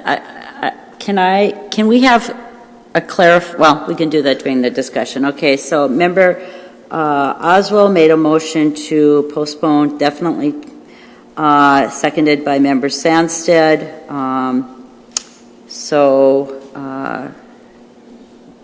Is there discussion? And Ms. Blaylock, do you want to clarify? You had your light on, so I'm wondering if you want. Okay, just wanted to know if you had some information that would help us here. Okay, so Member Trinka? Thank you. Yeah, I think I echo the feedback from all my colleagues as well. The challenge that I am faced with is that we're moving into a year with a levy referendum campaign with a ton of misconceptions around how schools are funded. And so what I'm I know that we need this money and then some. You know, when I chat with colleagues around the state, you know, Minneapolis is facing a $33 million budget, which is a systemic issue about how we choose to fund public education in our state. And I'm not going to get on my soapbox about that right now. But I think what I'm asking for is a lot more clarity in the way that we communicate to the community about how this money is allocated and what exactly this would mean, because I worry that if we move forward on voting on this and voters didn't fully understand what the difference is between that 300 and that 324, that we're kind of shooting ourselves in the foot before we even go into our communications planning for the levy referendum coming up. And so I'm just asking for another month for us to be able to better communicate this with the community. Member Lofold? Oh, excuse me, Member Sandsted. Yeah, I think that at very basic, we need to work on our transparency and our accountability, and having more financial information in place before we take a vote on this makes sense. And the timing is bad, whether it's this month or next month, in terms of run up to the referendum. And again, perhaps this should have been discussed last year, but it wasn't. So where we are now, all we can do is say, as a board, we want to be responsible and have the hard facts in front of us before we make a decision on this. So I will support the motion to postpone. Member Lofold? So I brought up that question about do we have to make that decision tonight? And since we don't, it seems an agreeable decision, but I think somewhat it's for our education as well. But I'm not to sound egotistical because I don't know as much, but I understand this, and I really think that not much will change in a month. That this is money that we've already had, and we're just continuing it. And I don't want to give the perception that somehow we have to justify that we need this money when we are not able to keep up technology. We are not reducing our class size, and I just want to show confidence that that this it just needs to be voted on. It's not a big issue. It's not taking more money out of anything. It's just giving us the money that we've had and using it, and saying that as a board we can vote this instead of going to a community that has misconceptions and doesn't always understand school finances. And I think we need to trust our school finance and know that we're on the right track, and we have been in the past as well. Member Gorham? I definitely think there's value in postponing this a month. It won't change my vote to support it at that time. What it's going to allow us to do is have another month for transparency, and I think that's what our community expects and wants from us. And I think we need to be transparent about the decision and why we're doing it. If we make that decision tonight, I think the reaction from the community is probably going to be shock, because I don't think they're going to understand it. We need to do the work of having these conversations and bringing it forward. We're behind the 8 ball a bit, but we got to do it right. Member Lofold, did you want to add? Mm-hmm. Then I want to make sure that we put on our calendars the time before our next monthly meeting for a committee of the whole, and come with, or a board meeting, whatever it needs to, just with this on the agenda, so that if we feel we need more information, that it's brought to us and we can be transparent and we can be able to communicate it to our community so that we can go forward with this. So I'm fine with meeting again. I love hanging out with you guys. But I do. I mean, I think sometimes that's what happens is we want more information, but then we never get to have that committee of the whole. Is that what it would be, what we'd have to have? And so that's just my parting comment. Superintendent Grunstead. It's kind of the intent of the committee meetings where those deeper conversations would take place than it was on the agenda for discussion. But I do want to say that we do have Committee of the Whole and special board meeting on the agenda for next month to talk about the referendum package. And so this would be during the board meeting, which I believe is the week, it's somewhere right in there. It's like the week before. So the board meeting and then following that would be discussion about the referendum package. And just make sure we keep those two topics clear. Okay, so there is a motion made by Member Sandstead, seconded by, Member Oswald, seconded by Member Sandstead. Do I have that right? Yep. Okay, to postpone definitely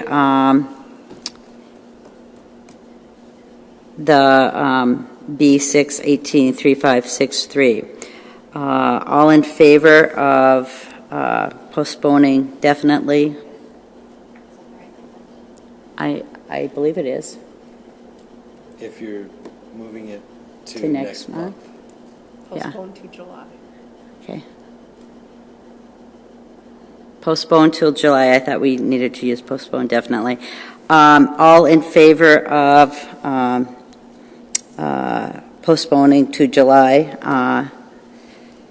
the voter-approved referendum, say aye. Aye. Those opposed? Okay, motion passes to postpone to July. Okay, go on. Member.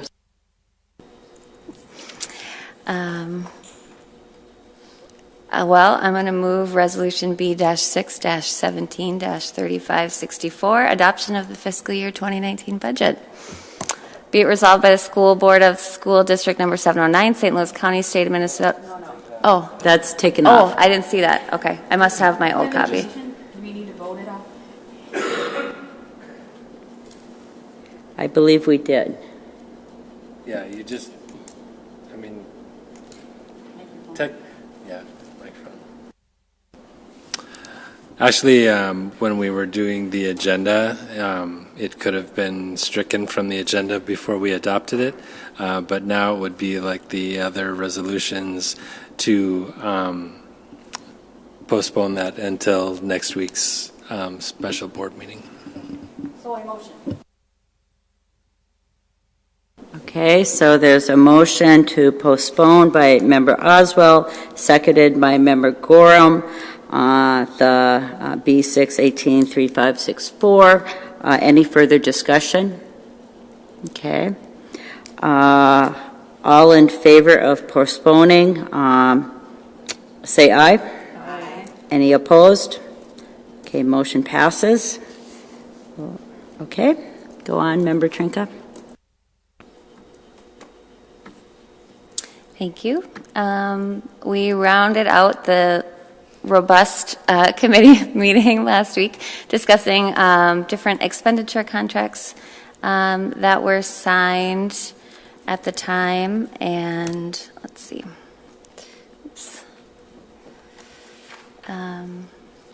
As well as revenue contracts and no-cost contracts. We discussed, as usual, the facilities management and capital project status report. The superintendent referenced earlier that we will be meeting in July for a special committee of the whole around the levy referendum update. And that was the business committee meeting. So with that, I move the report of the business committee meeting.